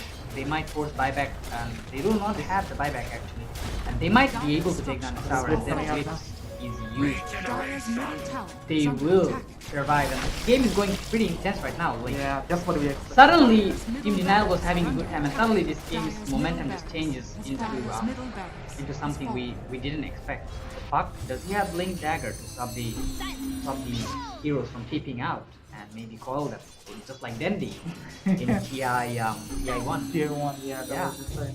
No Dendi Coils coming up, so Team Denial, they made a mistake, and look how severely they were punished for the mistake.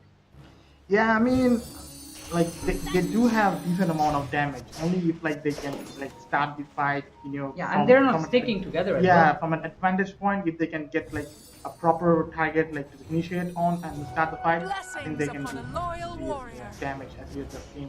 Like they cleared out the one set of rank. Yeah, and this game is like I think Denial have to be more serious right now because they just realize if they make one more mistake, they're gonna go straight for the throne. Yeah. And if they go for the throne, there's nothing Denial can do. I mean, Salty, they're not the best tower pushers. Like they're not like Denial. They're not like they don't have any Luna or Viper who take down towers pretty fast. But they have a life stealer with display. Yeah, that helps.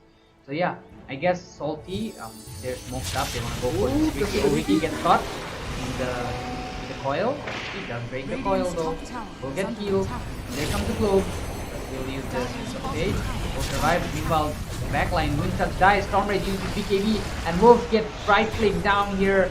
The Daedalus damage is too much from him. Thinking is pretty low and he will die as well. Buyback coming in from the Bloodseeker. Buyback coming in from Wind Touch as well. Darknator is falling pretty low. Wukong dealing so much damage. Wukong is one hell of a fat guy right now and they're getting back. They don't want to fight. Here, Puck bought back and he's back at the fight and they will take down Stormrage. Stormrage is gone for 110 seconds with no buyback on him. What have you done? And that's him gone. And Wind Touch also bought back and he's stuck inside and he is dead as well. That's like and they, that's no buyback on the buyback. And yeah, they caught the Wukong as well, but the silence was a bit mistyped. So no buyback on Bloodseeker, no buyback on the Dreamstone. Yeah, they don't have any wave Radiant's shots. top tower Yeah, has this could be fallen. the end. This could be the GG actually. Dire's I mean, middle tower there's is no under way they attack. can defend this tower right now. Radiant structures I mean, are fortified. if Team Denial walks up to them and dies, that's a different case. But other than that, I don't see them defending this tower. 70 seconds, that's quite a long time. Radiant's top tower And they don't have any is under buybacks on these two heroes.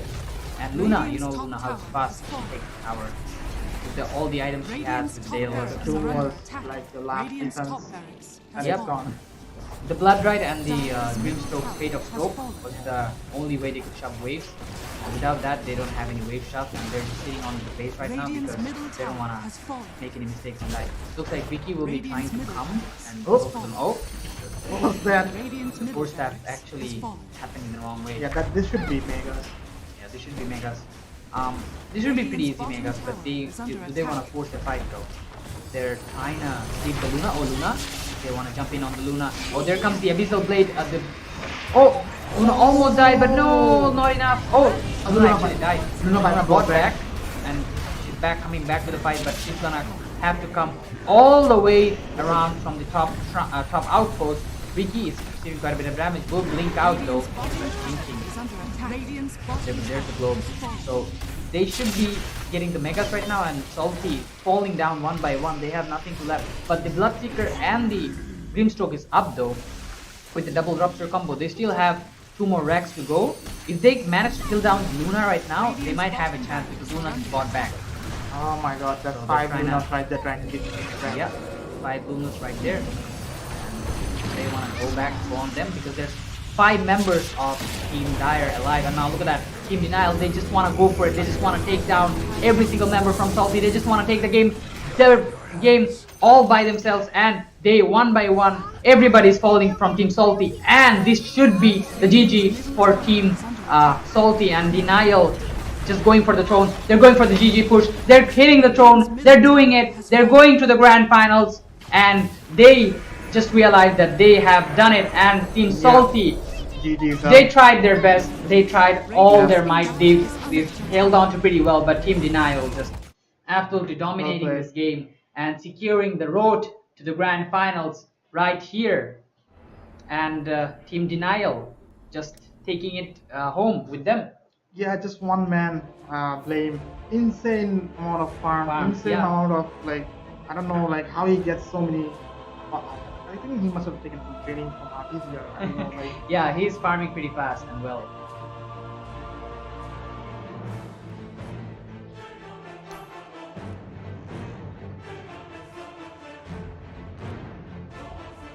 Yeah, so the one man blame, insane gameplay from him. I mean, across the series, I mean the first game was pretty like touch and go here and there, bouncing up and down. Yep. So I mean, he made few mistakes in first game, obviously, which cost him. I mean, and we slated him for not getting yeah, the BKB, of course. BKB, yeah, of course. But then he showed his true potential on the second and the third game. Second game, he was fine, but the third game he totally like out farmed the lifestealer and he played the game all by himself. Yeah. Like there was pretty nice plays from the puck as well. The puck really got the calls right, and the Dawnbreaker was also I believe was also really active on the game, like the way she played the game. Dawnbreaker was absolutely position 5 Dawnbreaker doing the works of it for that's amazing. Yeah, I think like for Luna and the puck like to initiate and like fight from the back line, they need someone like a Dawnbreaker like to front line like tank and like hit them and be the focus point for the team and take some most of the damages. I think that just like enables more this Luna and the puck like just cast their spells and like be very useful in the fights. Yeah, and as I said, like everybody in this game, like absolutely amazing. Like Salty, they did their best. They showed they got the first game in their pocket, and after that they had a bit of an advantage. In the second game, I guess Team Denial just used their trump card in order to survive the game. And the third game, both teams did their best to struggle, did their best to show stay in the game. But at the end of the day, it's only one team, and that is Team Denial, who's going to the grand finals on 24th of July in the LAN in ICCB and going to be facing off against the Covenant in the grand finals. Gotta take their revenge, I guess. They have the chance to take their absolutely. revenge. I mean, this is another second chance like to have a go at the Covenant, and I think the Covenant, like we all know from experience what a gelled team they are. They might like come up with a plan to shut down this blame. And yeah, we have it. The MVP of this game is none other than Cryptic Last Moments from Team Denial. From Team Denial. And that's the blame guy. Like, that's the blame guy. Is he the blame? It's I mean 548 last hits. Who else? Yeah. Who else is getting 548 last hits except for blame, right? So yeah, blame. He does deserve the MVP. As I mentioned, like the way he farmed this game, like absolutely farmed. Someone get him a farm. Someone get him some field and like put him to work. He's like just farming such nicely. Yeah, he could just get the MVP just for his last hits, basically. Like when we were small, we used to study like Bangladesh is like an agriculture country. I mean, we learned from this guy. He's the perfect description of an agriculture country. He was grew here, and he showed an absolute tremendous performance. Good luck to Team Salty. Good luck to Team Salty. They did a splendid performance of holding onto that, but best wishes to them. They secured the third position. They still get the 50,000 taka as prize pool, which is not so bad, for themselves. They showed a splendid performance.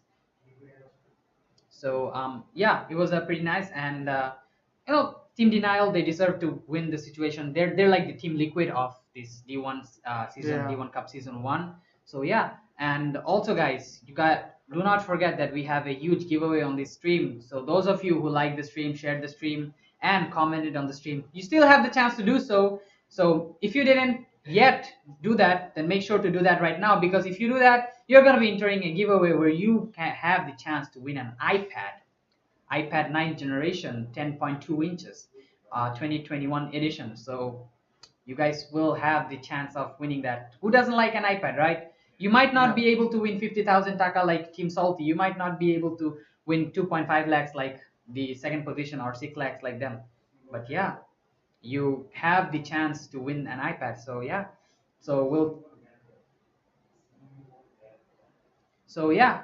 I guess this is it for today, guys. And this is signing off. This is me, Zain, and this is An. We will see you guys on 24th of July in the Grand Finals between Team Covenant versus Team Denial. All right.